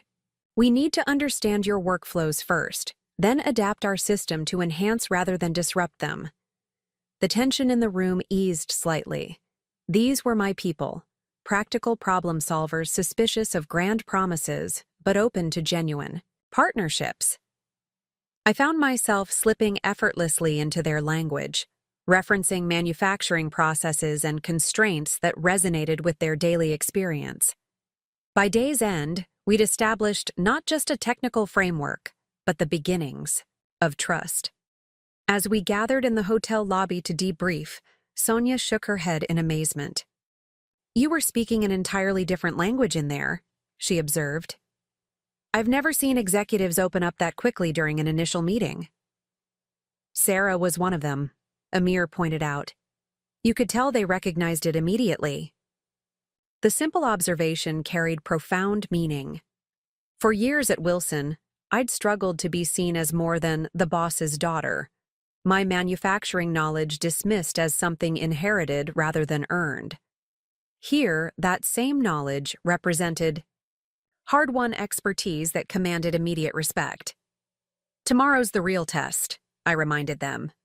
We need to translate their operational challenges into specific technical requirements without losing their confidence. Over the next 3 days, we immersed ourselves in Prentice's operations.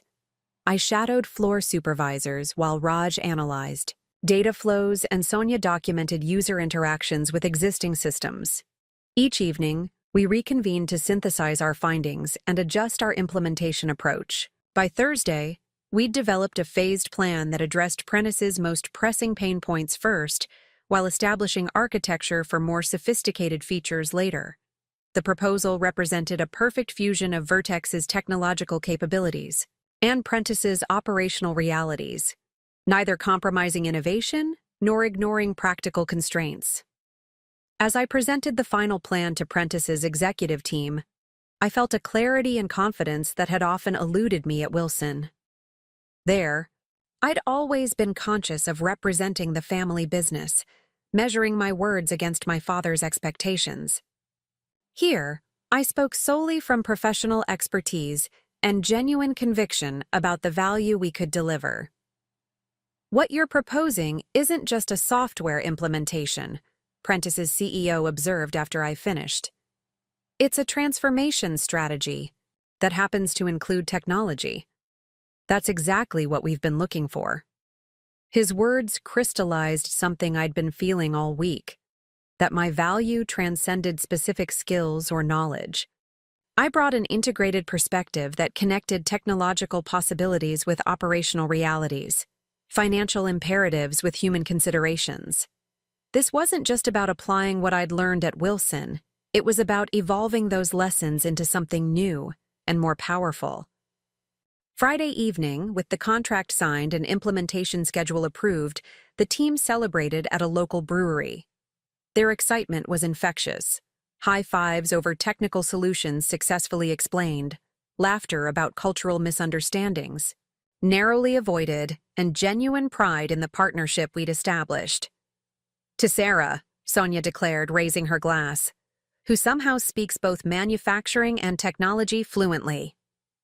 As glasses clinked and congratulations flowed, my phone buzzed with a text from an unknown local number. Saw your name in Prentice's visitor log.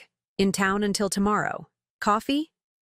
It was signed simply Mark, my brother, reaching out across the gulf that had opened between us when I left Wilson.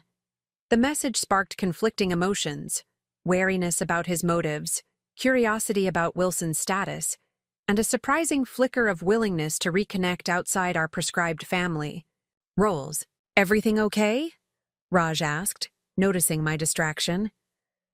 Family matter, I said, putting my phone away. Nothing that can't wait until tomorrow. That night in my hotel room, I considered my options carefully. Meeting Mark meant potentially reopening wounds that had just begun to heal. Not meeting him meant continuing a separation that, regardless of its justification, carried its own cost. What finally decided me was the realization that I no longer feared the encounter. The Sarah who had fled Chicago 3 months earlier had been raw with betrayal, her sense of self intimately tied to her position at Wilson Manufacturing. The Sarah who had just successfully led a major client implementation for a technology startup approached the situation from a position of newfound strength. Airport Starbucks, 10 a.m., I texted back. I fly out at noon. The next morning I spotted Mark immediately, fidgeting with a coffee cup at a corner table.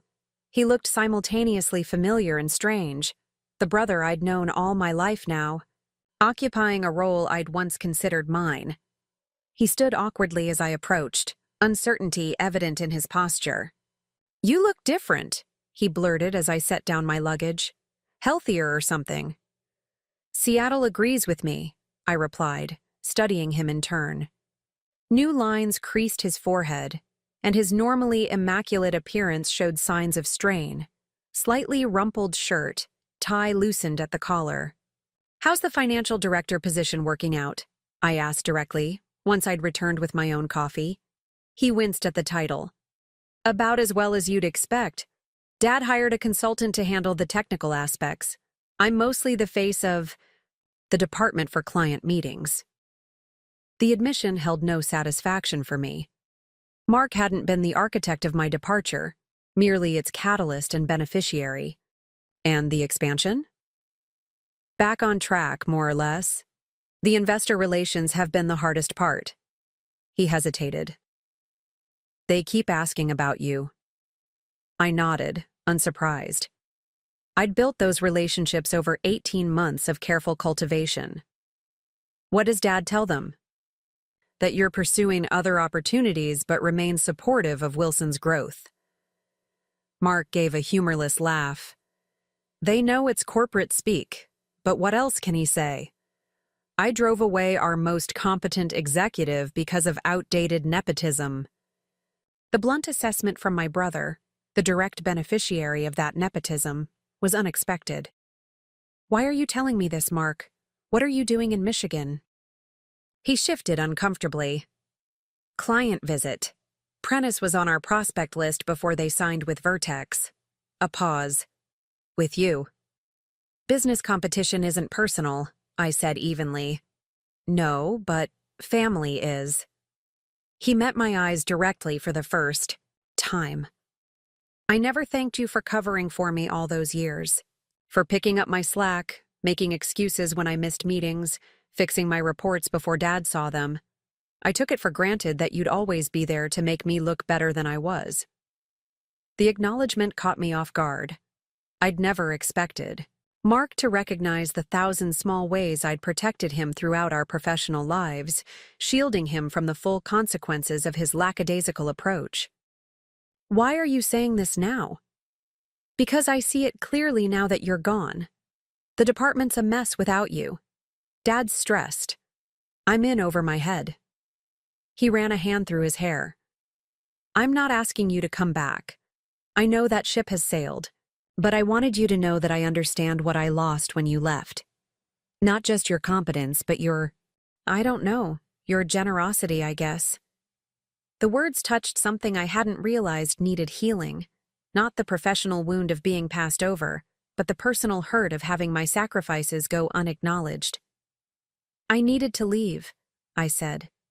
Finally. Not just because of the promotion, but because I couldn't grow there. Not fully. Mark nodded slowly. I can see that now. You seem bigger somehow. More yourself. I am, I realized, the truth of it settling deep in my bones.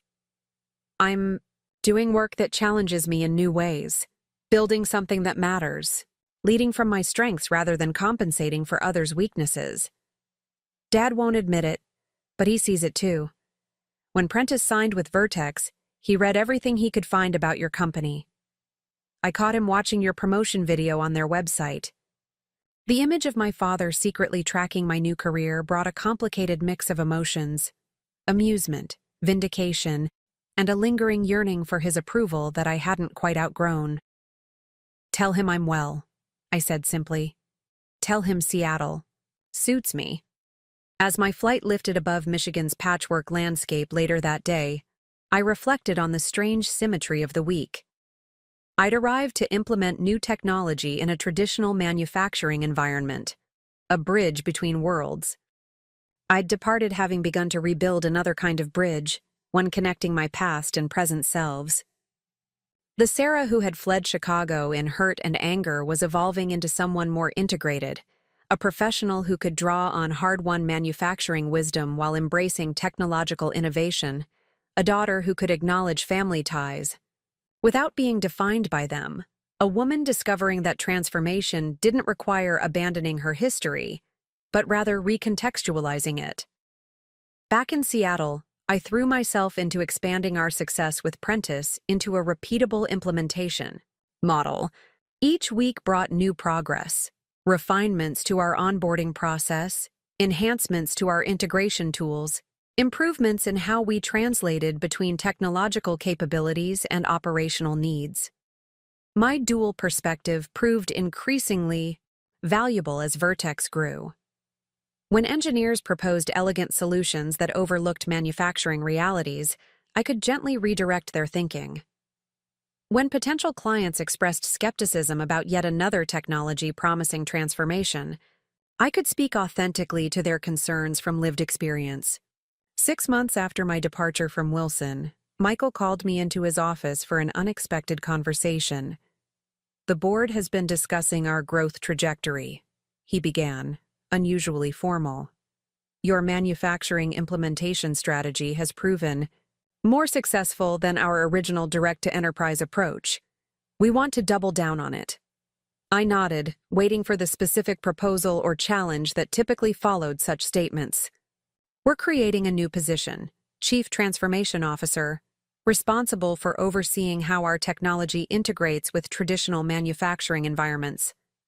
It would be parallel to your CFO role initially, with the understanding that you'd eventually need to choose one track as we continue to scale.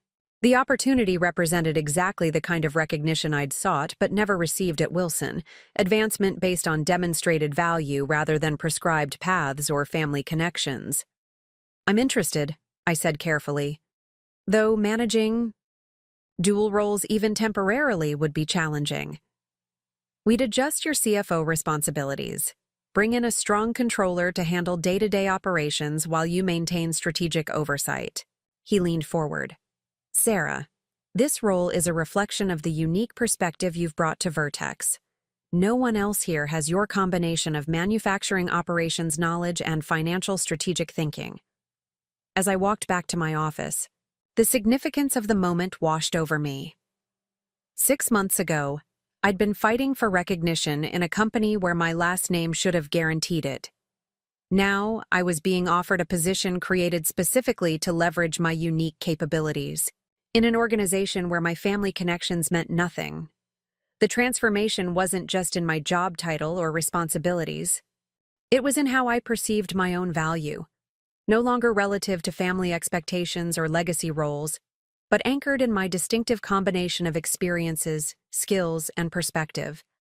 I had become someone new without abandoning who I had been, integrating my manufacturing heritage with technological innovation to create something neither world could achieve alone. That evening, I stood on my apartment balcony, watching the sunset paint Seattle's waterfront in gold and amber.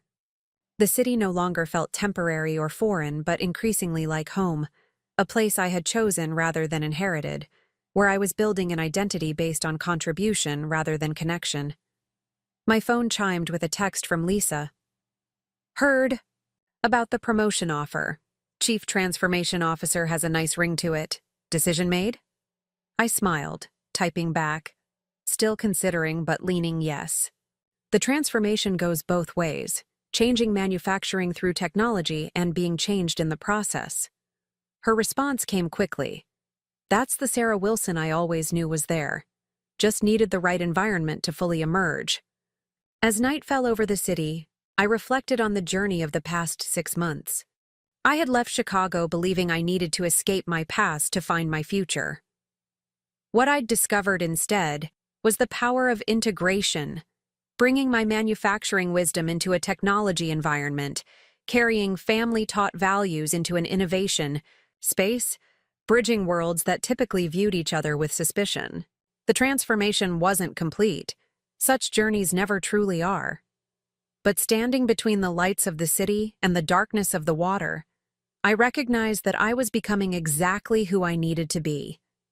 Not defined by rejection of my past, nor limited by its constraints, but evolving into something that honored both heritage and possibility, legacy and innovation, roots and wings. Seattle's autumn painted the city in rich amber and crimson, a stark contrast to the steel-gray waters of Puget Sound. 1 year after my abrupt departure from Wilson Manufacturing, I stood at the podium of the Pacific Northwest Manufacturing Innovation Summit, preparing to deliver the keynote address. The irony wasn't lost on me. I'd attended dozens of similar conferences as a Wilson representative, always in a supporting role, never as the featured speaker. Our next presenter is Sarah Wilson, Chief Transformation Officer at Vertex Innovations, the moderator announced. Previously a senior executive at Wilson Manufacturing, Sarah has pioneered a new approach to technology implementation in traditional manufacturing environments, resulting in Vertex's remarkable growth over the past year. As I took the stage, I scanned the audience of manufacturing executives, technology innovators, and industry analysts. The two worlds I now bridged, represented in a single room. My presentation, Digital Transformation Without Disruption, Evolution Not Revolution, encapsulated the philosophy I'd developed since joining Vertex, drawing on both my manufacturing heritage and newfound technological perspective. The greatest barrier to innovation in manufacturing isn't technological, it's cultural, I began. We've created a false dichotomy between tradition and innovation, stability and growth, proven processes and new possibilities. The truth is that the most successful transformations honor operational wisdom while embracing technological advancement. Speaking these words felt like a declaration of my personal journey, as much as a business philosophy. I'd found my professional voice not by rejecting my manufacturing background, but by reframing it as a strength in the technology space. The Sarah Wilson who commanded this stage was neither solely her father's daughter, nor a tech startup executive, but something more integrated and authentic than either identity alone could have been. After the presentation, a circle of attendees gathered around me, business cards extended, questions flowing.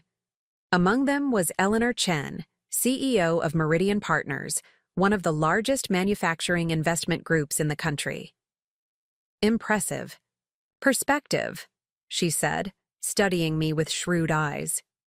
Most tech executives dismiss manufacturing concerns as resistance to change rather than legitimate operational wisdom. Most tech executives haven't spent 20 years on factory floors, I replied with a smile. The practical constraints are real, not just psychological barriers. Eleanor nodded approvingly. Precisely why I'd like to continue this conversation. My firm is considering a specialized fund focused on manufacturing technology integration. We need advisors who truly understand both sides of the equation. Her business card joined 24 others in my conference folder. Tangible evidence of the professional network I was building independently of Wilson connections or Vertex affiliations. This was my own community, formed through shared vision, rather than family ties or corporate hierarchy. Back at my hotel that evening, I found Michael and Logan waiting in the lobby bar, champagne already ordered. "To our star speaker," Michael declared, raising his glass. "The conference organizer told me they've never had such engagement for a keynote. 3 manufacturing CEOs specifically asked for intro meetings with us. The right message at the right time," I demurred, though privately I felt a surge of pride. Finding my voice in this new context had been a gradual process, shedding the careful political calculations that had constrained my communication at Wilson while retaining the manufacturing fluency that gave my technological perspective credibility. "It's more than that," Logan insisted. "You've become the face of a third path, neither old-school manufacturing nor bleeding-edge tech disruption, but thoughtful integration of both strengths." His observation resonated with my own sense of evolution. When I'd first joined Vertex, I'd positioned myself in opposition to Wilson's traditionalism. Over time, that reactive stance had matured into something more nuanced. Appreciation for manufacturing wisdom coupled with enthusiasm for technological possibilities. "Speaking of integration," Michael said, setting down his glass, "the board approved our expansion plans this morning. We're opening an office in Chicago." The news caught me off guard. Chicago? That's unexpected. Our client base has been primarily West Coast and Texas. "Midwest manufacturing represents our largest growth opportunity," Michael explained, "and having a presence in that ecosystem would accelerate our penetration strategy." Logan grinned.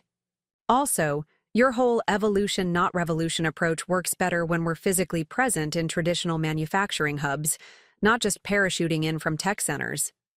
The logic was sound, but the prospect of establishing a Vertex presence in my former hometown stirred complicated emotions. Chicago meant proximity to Wilson Manufacturing, to my father's scrutiny, to the professional community where I'd once been defined primarily by my family connection. "We'd like you to oversee the office launch," Michael continued, watching my reaction carefully.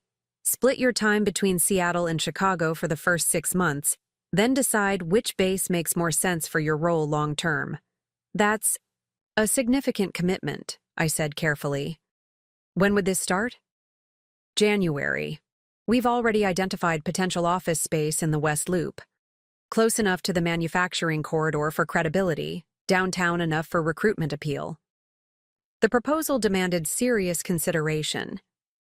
Returning to Chicago as Vertex's representative would mean engaging with my former professional community from an entirely different position, not as Thomas Wilson's daughter, but as a technology executive, in my own right.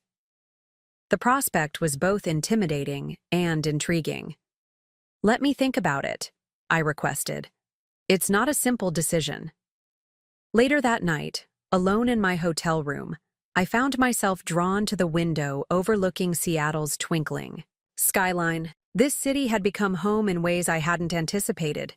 Not just a refuge from Chicago, but a place where I'd discovered new aspects of myself, built meaningful connections, and established professional credibility independent of my family name. The thought of dividing my time between Seattle and Chicago raised practical questions, but also deeper ones about identity and belonging. Was I ready to re-enter the professional ecosystem I'd fled a year earlier? Could I maintain the authentic voice I'd developed at Vertex when back in proximity to Wilson Manufacturing? My ringing phone interrupted these reflections.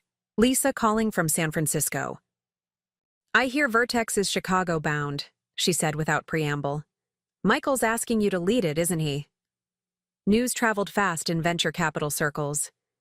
"You have spies everywhere," I laughed. "Yes, he's proposed it," I'm still processing.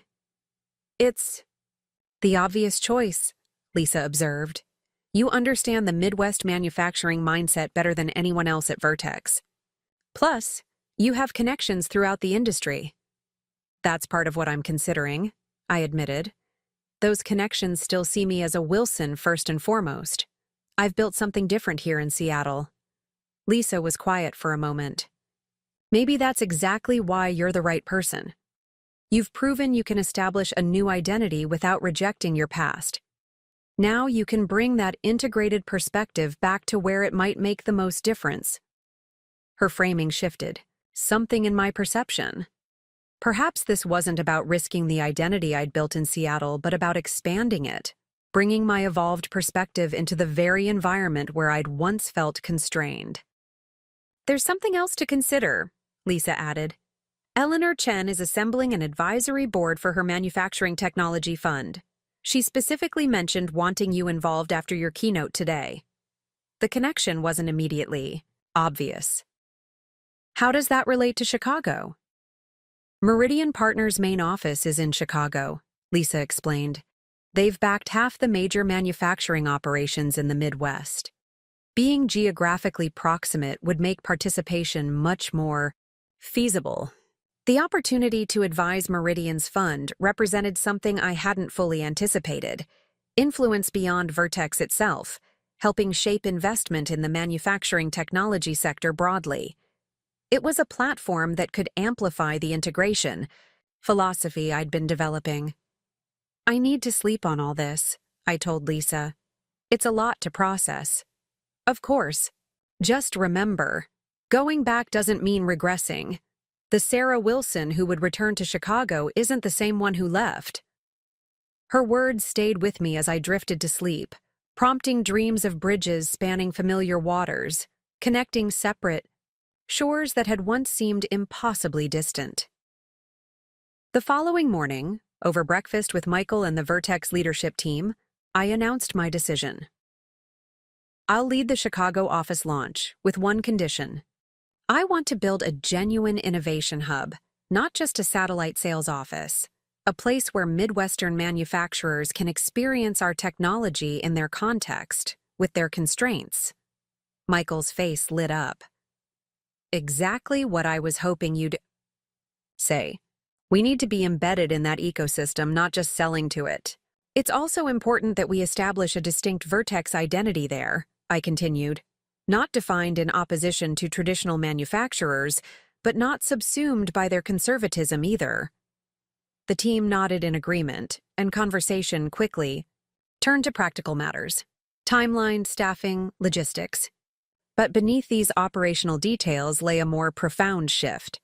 I was choosing to return to the environment I'd fled, not from necessity or defeat, but from confidence in my transformed perspective and the value it could bring. That afternoon, I called Eleanor Chen to discuss her advisory board invitation, which I accepted with the caveat of my upcoming geographic division between Seattle and Chicago. Far from being a limitation, she saw it as an advantage. Physical presence in both innovation and traditional manufacturing centers. That bifocal perspective is precisely what we need, she confirmed. Too many advisors are firmly camped in either the technology or manufacturing worldview. We need bridge builders who respect both. Bridge builder. The term captured something essential about my emerging professional identity, not defined by rejection of either world, but by the capacity to connect them purposefully. The following weeks passed in a blur of preparation, both for the Chicago office launch and my evolving role within it. I assembled a core team that reflected the integration philosophy, including technology specialists with manufacturing backgrounds and operations experts eager to embrace innovation. Each hire represented a careful balance between technical capability and cultural translation skills. Parallel to these Vertex responsibilities, I began participating in preliminary discussions for Meridian's Manufacturing Technology Fund. Eleanor had assembled an impressive advisory group: venture capitalists, manufacturing executives, technology innovators, and policy experts, all focused on accelerating thoughtful digital transformation in traditional industries. My dual involvement with Vertex and Meridian created a virtuous cycle. Insights from fund discussions informed our Chicago strategy, while our implementation experiences provided concrete examples for investment considerations. I found myself increasingly at the center of a growing community focused on bridging technological innovation and manufacturing wisdom. December brought my first trip back to Chicago since my abrupt departure.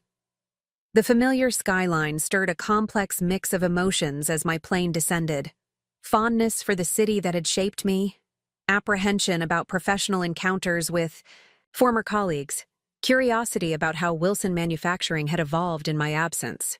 The West Loop office space Michael had identified was perfect, a renovated industrial building with exposed brick and timber, historic character married to modern infrastructure. Standing in the empty space, I could envision what it would become, not just Vertex's Midwestern headquarters, but a genuine innovation hub where manufacturing leaders could engage with technological possibilities in a context that respected their operational realities.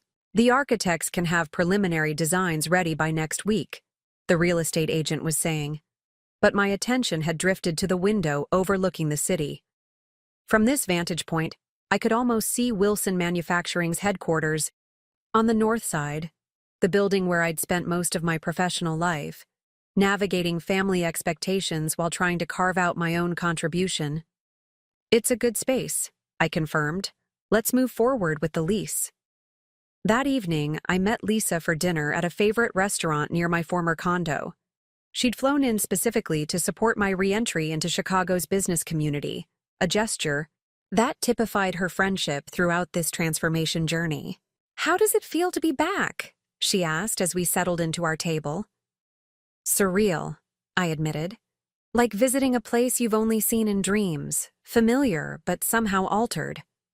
"Or perhaps you're the one who's altered," she suggested, "seeing the same city through different eyes." Her observation resonated deeply. The Chicago sprawling beyond our restaurant window was unchanged, but my perspective had shifted fundamentally. I no longer viewed the city's business landscape through the lens of Wilson Manufacturing's interests or my place within the family hierarchy. "I ran into James this morning," I mentioned, recalling the chance encounter at a coffee shop near the new office space. "He's been promoted to operations director at Wilson. Apparently, they've restructured substantially since I left." "Did he mention your father or brother?" "Briefly. Dad's supposedly exploring semi-retirement, grooming Mark for a more focused role rather than the all-encompassing financial directorship." I smiled ruefully. Lessons learned, perhaps, though never explicitly acknowledged. "And how did it feel, hearing about these changes?" I considered the question carefully. "Less emotionally charged than I would have expected. I'm genuinely glad they're finding more sustainable arrangements, but it feels like news about a former colleague's company rather than my own family drama." Lisa nodded approvingly. "That's significant progress. The old Sarah would have analyzed every detail for validation or vindication."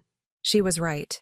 A year earlier, updates about Wilson Manufacturing had triggered intense emotional responses.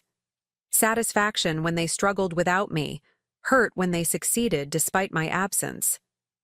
That emotional entanglement had diminished gradually as I built my own identity at Vertex and within the broader manufacturing technology community. "I'm considering having dinner with my father while I'm in town," I admitted. "Not a reconciliation exactly, but perhaps a reset of sorts." "That's brave," Lisa observed. "What prompted the thought?" I gestured to the restaurant around us. "Being back in Chicago, I realize there are parts of my history here worth reclaiming rather than rejecting. My relationship with my father is complicated, but it's still part of who I am.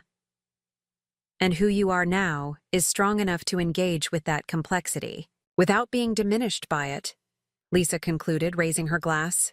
"To evolution, not revolution, in business and in life." The following days brought a whirlwind of activity, finalizing the office lease, interviewing local candidates for the Chicago team, meeting with potential manufacturing clients curious about Vertex's Midwestern expansion. I navigated this terrain with growing confidence, neither hiding my Wilson background nor allowing it to define me. Eleanor Chen's introduction opened doors throughout Chicago's manufacturing ecosystem, under the auspices of Meridian Partners. Developing Fund, I met with factory owners, production directors, and operations specialists across the region, listening to their digital transformation challenges and sharing insights from Vertex's successful implementations elsewhere. These conversations revealed a consistent pattern. Midwestern manufacturers recognized the necessity of technological evolution, but resisted approaches that dismissed their operational expertise or demanded wholesale replacement of functional systems. They sought partners who understood their practical constraints and valued their shop floor wisdom. That's exactly why we're establishing a presence here, I explained during a roundtable discussion with manufacturing executives. Not to impose Silicon Valley solutions on Midwest operations, but to develop integrated approaches that respect manufacturing realities while leveraging technological possibilities. The message resonated deeply, attracting interest not just in Vertex's offerings, but in the broader philosophy our Chicago office would embody. Several executives requested involvement in our innovation hub once established, offering to provide real-world testing environments and operational insights in exchange for early access to emerging solutions. By my third week in Chicago, a genuine community was forming around the not-yet-opened Vertex office, manufacturers eager for thoughtful digital transformation, technology specialists with manufacturing backgrounds, investors interested in supporting integrated approaches, even academic partners from local engineering programs. This emerging ecosystem felt fundamentally different from both the hierarchical structure of Wilson Manufacturing and the innovation at all costs ethos of pure technology firms. It was a community built on mutual respect between disciplines often positioned as adversaries, united by recognition that meaningful transformation required both operational wisdom and technological advancement. Midway through December, I finally arranged dinner with my father. We met at a steakhouse downtown, neutral territory that held no particular family associations. Thomas Wilson arrived precisely on time, impeccably dressed as always, though I noticed new lines around his eyes and additional gray at his temples. "You look well," he said after an awkward moment of greeting. "Seattle must agree with you." "It does," I confirmed as we were seated. "Though I'll be spending substantial time in Chicago going forward. Vertex is opening an office here in January." A flicker of surprise crossed his face. "Expanding already? That's impressive growth." The conversation proceeded cautiously at first, focused on safe topics: Chicago weather, mutual acquaintances, general industry trends. Gradually, as appetizers gave way to entrees, we ventured into more personal territory. "James tells me you've been structuring Vertex's Chicago office as an innovation hub," my father mentioned. "Not just a sales outpost." I nodded, pleased that he'd made the effort to learn about my current work. Traditional manufacturers need spaces where they can engage with technology on their terms without feeling their operational expertise is being dismissed. "A bridge between worlds," he observed, echoing terminology I'd used in public presentations. Exactly. Most technology firms approach manufacturing with a replacement mindset rather than an enhancement perspective. We're trying something different. My father was quiet for a moment, studying his glass. That approach might have benefited Wilson Manufacturing years ago. We've been playing catch-up on digital transformation, implementing changes too abruptly because we delayed too long. The admission, perhaps the closest he'd ever come to acknowledging a strategic misstep, caught me off guard. "Integration is challenging regardless of timing," I offered, balancing operational stability with necessary evolution. "Something you seem to have mastered personally as well as professionally." His gaze met mine directly. Mark speaks highly of your new role, says you found your voice at Vertex in ways you couldn't at Wilson. The reference to my brother surprised me. You and Mark discuss my career? A faint smile touched his lips. More than you might imagine. Your departure prompted reflections within the family about opportunities provided versus opportunities earned. Though not quite an apology, his words acknowledged the fundamental issue that had driven me from Wilson Manufacturing. Recognition that my contributions had been consistently undervalued, while my brother's position had been artificially elevated. We're making our own changes at Wilson, he continued. Mark has stepped back from financial oversight to focus on client development, where his natural abilities lie. We've restructured the executive team with more emphasis on demonstrated capability rather than historical patterns. The phrasing was careful, avoiding direct reference to the nepotism that had shaped the company's leadership for generations. Yet the implied acknowledgement represented significant evolution for a man who had never before questioned the family-first philosophy that had guided his career. That sounds like positive progress, I said simply. It's overdue, he admitted, though I regret that your departure was the catalyst required to prompt these changes. As dinner concluded and we prepared to part ways, my father hesitated uncharacteristically. Your Chicago office, would there be value in exploring potential collaborations between Vertex and Wilson Manufacturing? Not immediately, perhaps, but eventually? The question represented a remarkable shift. Thomas Wilson exploring partnership with the company his daughter had helped build, rather than expecting her return to the family business. More significantly, it acknowledged Vertex as a legitimate enterprise worthy of Wilson Manufacturing's consideration, not merely his daughter's temporary rebellion. I think there could be, I replied carefully. Once both organizations are ready, Vertex is still establishing its Midwestern presence, and Wilson sounds like it's in the midst of its own transformation.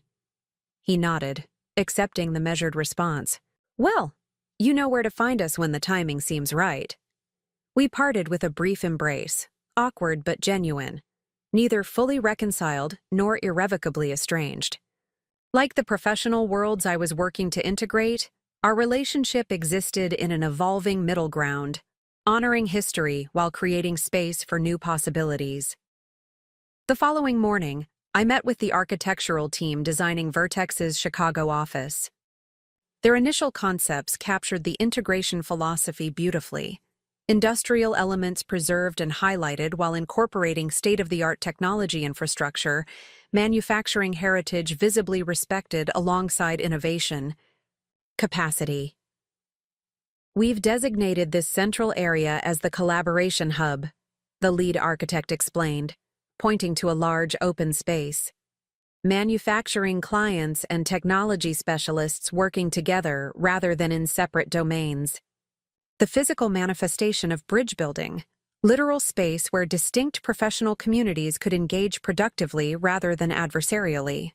As I reviewed the designs, suggesting refinements that would resonate with Midwestern manufacturing sensibilities, I recognized how fully this Chicago office would embody the integrated identity I'd been developing. Later that afternoon, Eleanor Chen called with unexpected news. The Meridian Board has accelerated our Manufacturing Technology Fund launch. We're announcing in February rather than June, with an initial commitment of $150 million. That's substantial, I observed, calculating the potential impact. What prompted the acceleration? Our preliminary conversations with Midwestern manufacturers revealed more readiness than we anticipated, she explained. Your roundtable discussions uncovered latent demand for thoughtful digital transformation approaches. The market is primed for exactly the integrated philosophy you've been advocating. The validation was deeply satisfying. Confirmation that the perspective I'd been developing resonated beyond Vertex itself, potentially influencing investment patterns throughout the manufacturing technology sector. We'd like you to speak at the launch event, Eleanor continued. Your manufacturing background combined with your technology leadership position makes you the ideal voice to articulate our investment approach. The invitation represented another expansion of my professional community, from Vertex leadership to Meridian Advisory to public advocate for a transformation philosophy that honored both manufacturing wisdom and technological possibilities.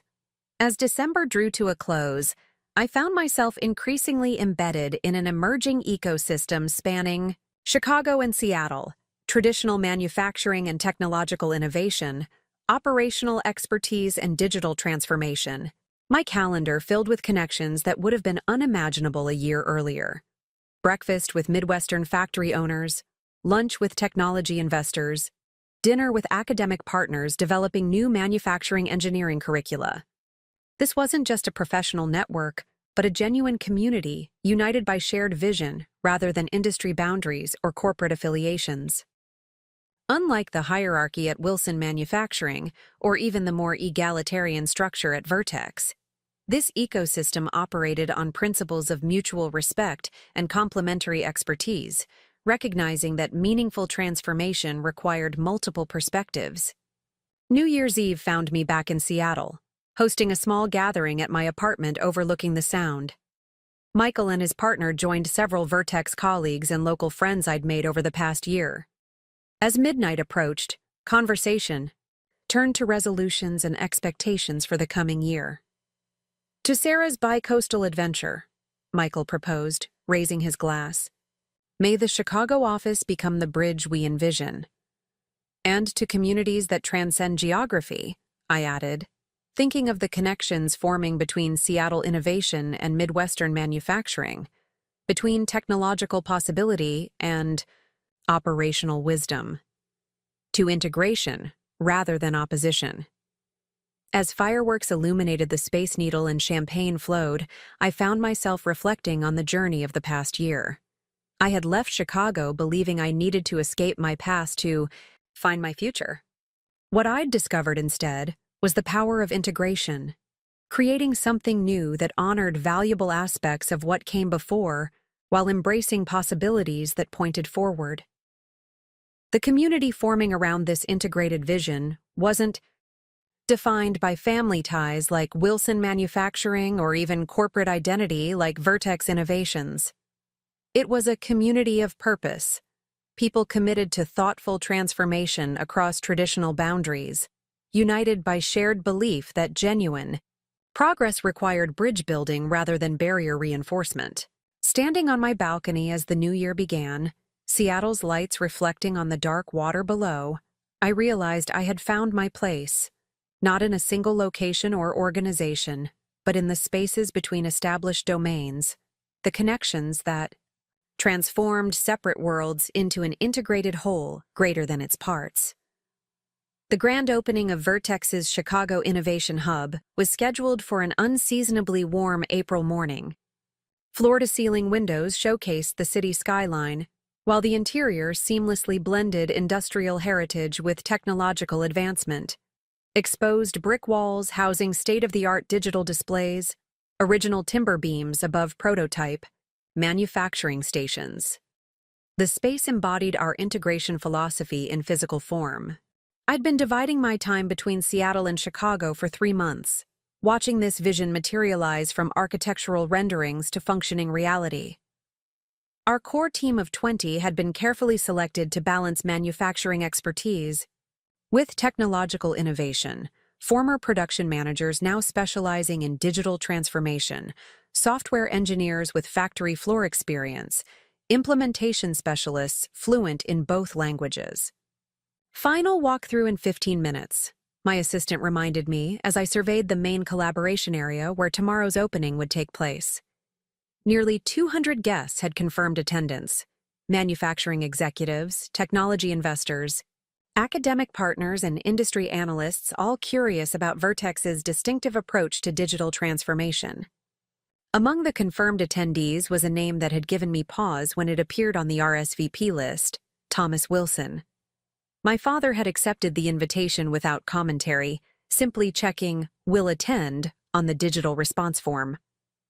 Our dinner in December had eased some tension, But his presence at this milestone event raised the stakes considerably. The walkthrough proceeded smoothly, our team confidently demonstrating the interactive exhibits designed to showcase Vertex's manufacturing, technology, and accessible practical contexts.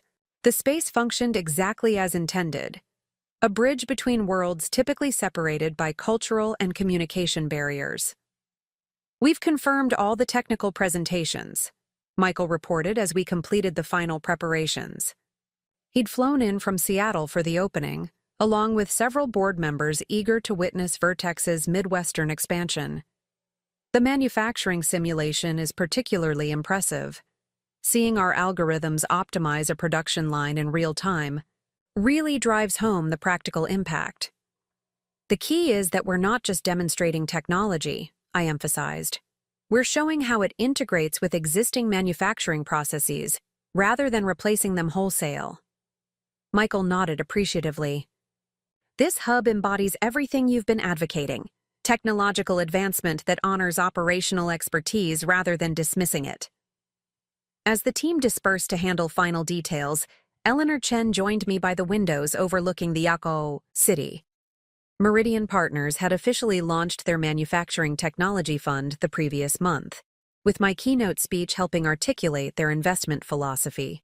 The fund had already attracted significant attention from both traditional manufacturers seeking transformation and technology developers targeting industrial applications.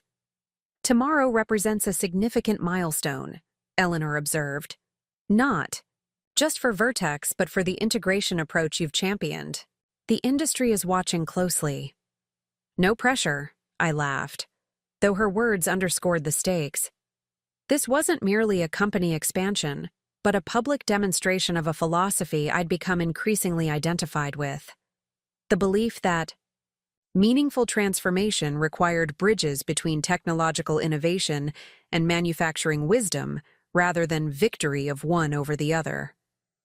"By the way," Eleanor added, "Wilson Manufacturing submitted an preliminary application to the Meridian Fund yesterday. They're developing an integrated production management system that combines their operational expertise with newer digital tracking capabilities." The information caught me off guard. My father hadn't mentioned any fund application during our occasional communications. "That's unexpected. Their technology infrastructure was relatively traditional when I left." "The proposal cites recent restructuring and strategic redirection," Eleanor explained. "Apparently, they've been quietly modernizing their approach over the past year." The revelation stirred complicated emotions. Part of me felt vindicated that Wilson Manufacturing was embracing digital transformation more seriously, perhaps partly influenced by my departure and subsequent work. Yet another part wondered if the timing of their application, coinciding with Vertex's Chicago launch, represented something more deliberate. That evening, after the team's preparatory dinner, I returned to the quiet hub for a final review. The space held an anticipatory energy, like a stage set for tomorrow's performance, each element carefully positioned to demonstrate our integration philosophy. As I checked connections on one of the interactive displays, the front door chimed, unexpectedly. Turning, I was startled to find my brother Mark standing in the entrance, gazing around with undisguised curiosity.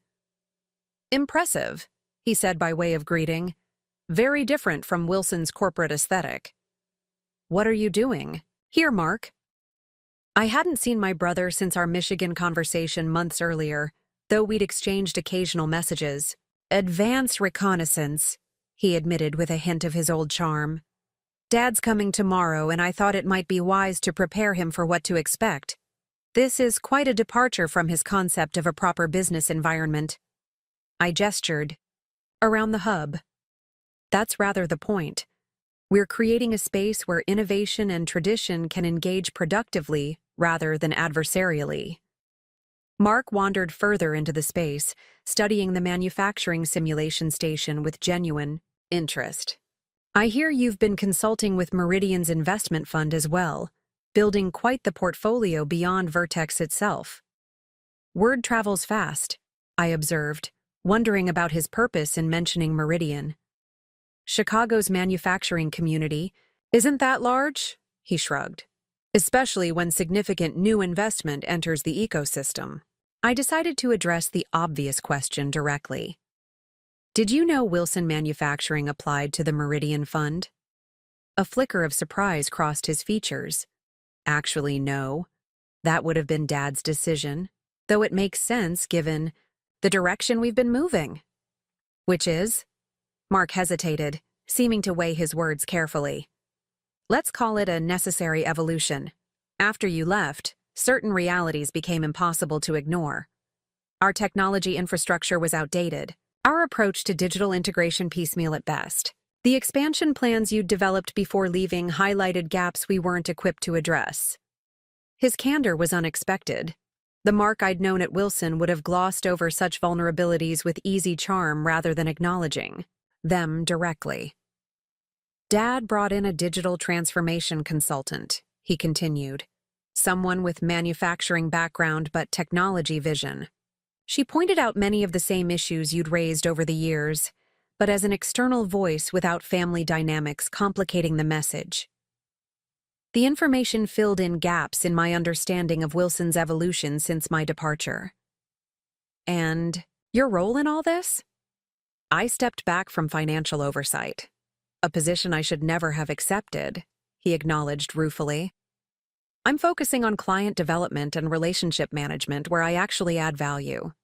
We reorganized the executive structure completely, promoting based on demonstrated capability rather than, he paused, traditional patterns. His diplomatic phrasing couldn't disguise the fundamental shift he was describing.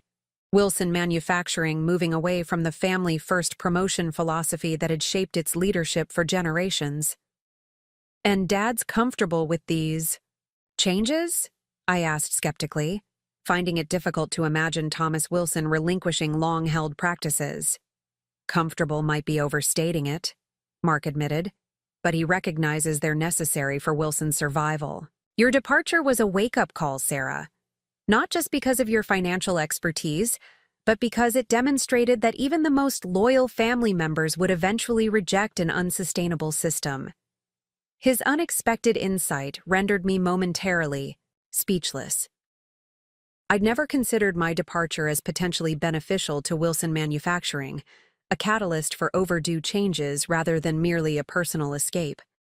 I should go, Mark said, glancing at his watch. I just wanted to see the space before tomorrow's event, to be prepared. He hesitated at the door. For what it's worth, what you've built here is impressive, genuinely innovative rather than merely disruptive. After he left, I sat alone in the hub's central area, processing the conversation. Wilson Manufacturing's evolution following my departure suggested something I hadn't fully considered, that my exit had created necessary space for changes that might not have occurred had I stayed and continued accommodating dysfunctional patterns. The realization shifted my perspective on tomorrow's event. I'd been anticipating my father's attendance as a test of my new identity, a measure of whether I could engage with my past without being diminished by it. Now I wondered if his presence might represent something more complex, recognition that our separate journeys had perhaps led to complementary destinations. Morning arrived with perfect spring weather, sunlight streaming through the hub's windows as staff made final preparations. By 9 o'clock, guests began arriving, manufacturing executives curious about technological possibilities, technology specialists interested in industrial applications, investors seeking promising integration approaches. I circulated through the growing crowd, making introductions and explaining the hub's purpose. The response was encouraging, genuine engagement with our philosophy rather than merely polite interest. Manufacturers who typically approach technology discussions with defensive skepticism were actively exploring the interactive exhibits, while technology specialists listened attentively to operational concerns they might previously have dismissed. Midway through the morning, I spotted my father entering with several Wilson Manufacturing executives. Thomas Wilson moved through the space with contained curiosity, his expression giving little away as he observed demonstrations and studied display panels. When our paths finally crossed near the central presentation area, the moment carried a weight beyond mere social greeting. "Impressive facility," he acknowledged, gesturing to the hub around us. "Very different from traditional corporate environments, but purposeful rather than merely fashionable." Coming from him, this represented high praise. "That was the goal," I replied. "Form following function, creating space where manufacturing wisdom and technological innovation can engage productively." His gaze met mine directly. "You've always understood that manufacturing experience carries valuable perspective that pure technologists often miss. I see that philosophy embodied throughout this operation." The observation seemed to reference not just Vertex's approach, but my own professional journey, finding ways to honor manufacturing wisdom while embracing technological possibilities, rather than allowing either perspective to dominate. "I understand Wilson Manufacturing has been undergoing its own evolution," I said carefully. "Mark mentioned significant restructuring." My father nodded, a hint of rueful acknowledgement crossing his features. "Necessary adaptations that perhaps should have occurred sooner. Some patterns become so familiar they're difficult to recognize as limitations rather than traditions." Coming from Thomas Wilson, who had built his career on maintaining established patterns, this represented remarkable self-reflection. Before I could respond, Michael arrived to introduce himself, and conversation shifted to more general business topics. The formal presentation began at 11, with Michael welcoming guests before introducing me as the driving force behind Vertex's integrated approach to manufacturing technology. Standing at the podium overlooking the assembled crowd, I felt a momentary sense of symmetry. Exactly 1 year earlier, I had left Wilson Manufacturing believing I needed to escape my past to find my future. Traditional manufacturing and technological innovation are often positioned as opposing forces, I began, scanning faces that represented both worlds. Stability versus disruption, proven processes versus new possibilities, operational wisdom versus digital transformation. This false dichotomy has cost both sides dearly. Manufacturers missing opportunities for necessary evolution. Technology firms developing elegant solutions divorced from operational realities. Throughout the audience, heads nodded in recognition. I continued. The future belongs not to either perspective in isolation, but to thoughtful integration. Approaches that honor manufacturing expertise while embracing technological advancement, that build bridges rather than emphasize barriers. My gaze briefly met my father's as I spoke these words. His expression remained controlled, but I detected a flicker of something that might have been acknowledgement.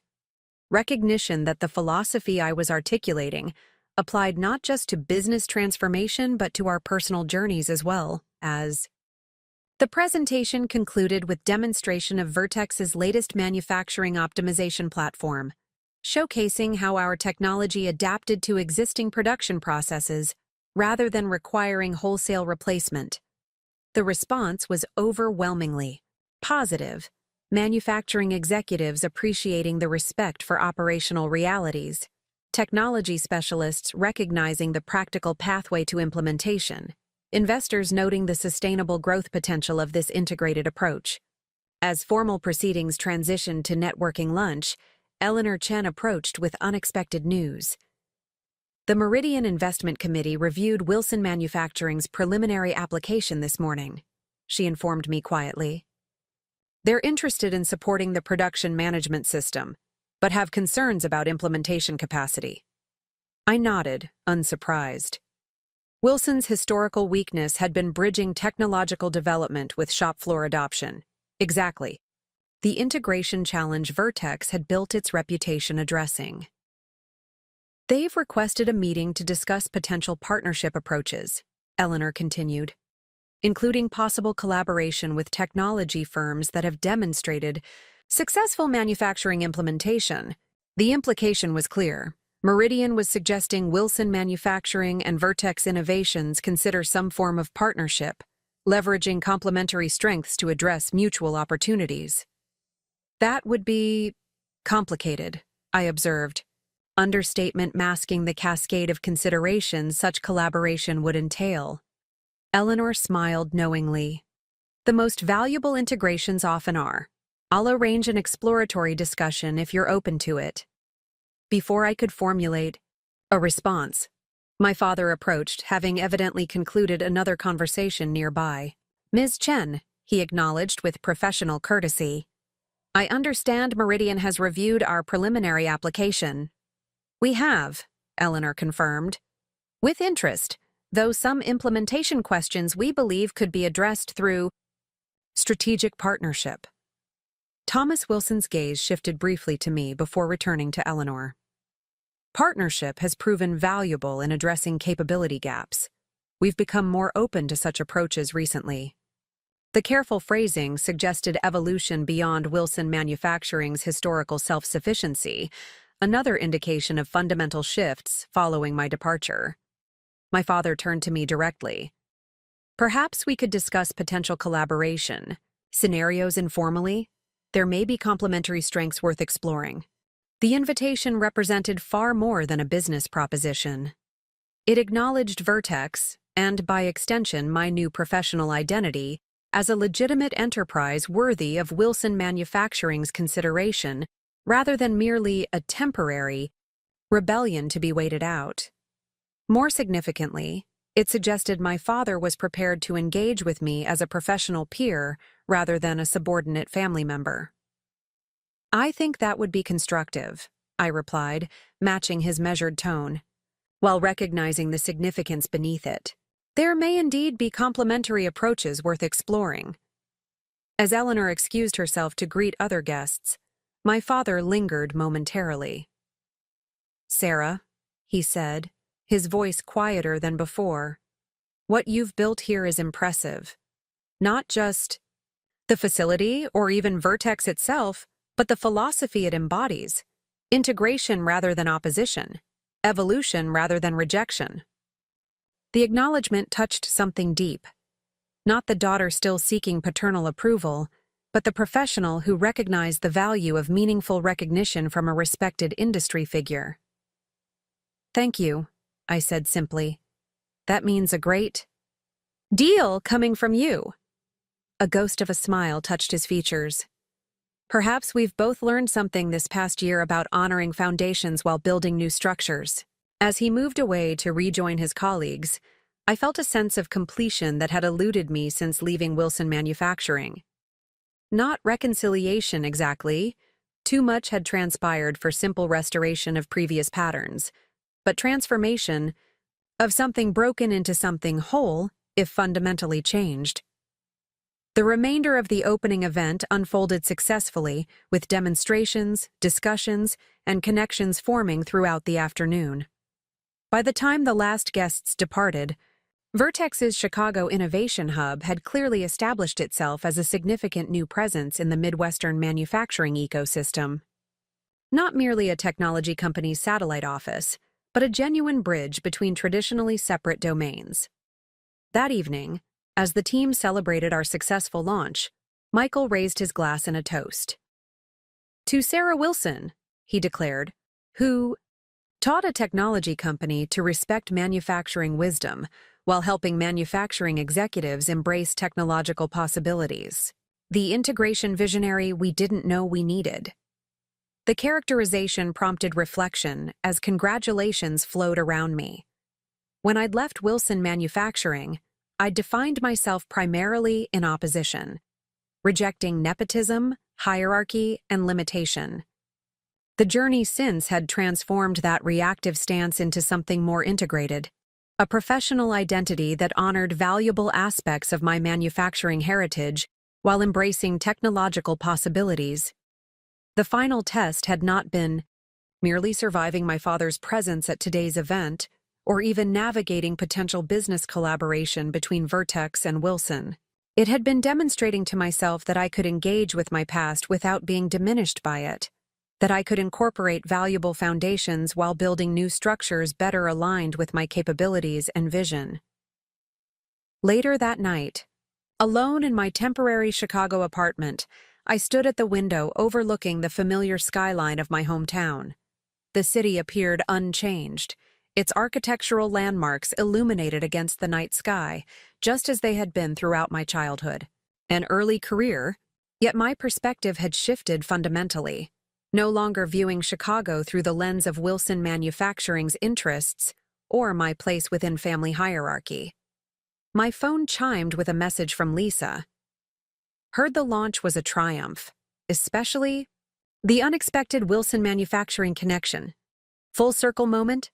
Not a circle, I reflected as I considered my response, but a spiral, returning to similar territory at a different level with expanded perspective that transformed the experience.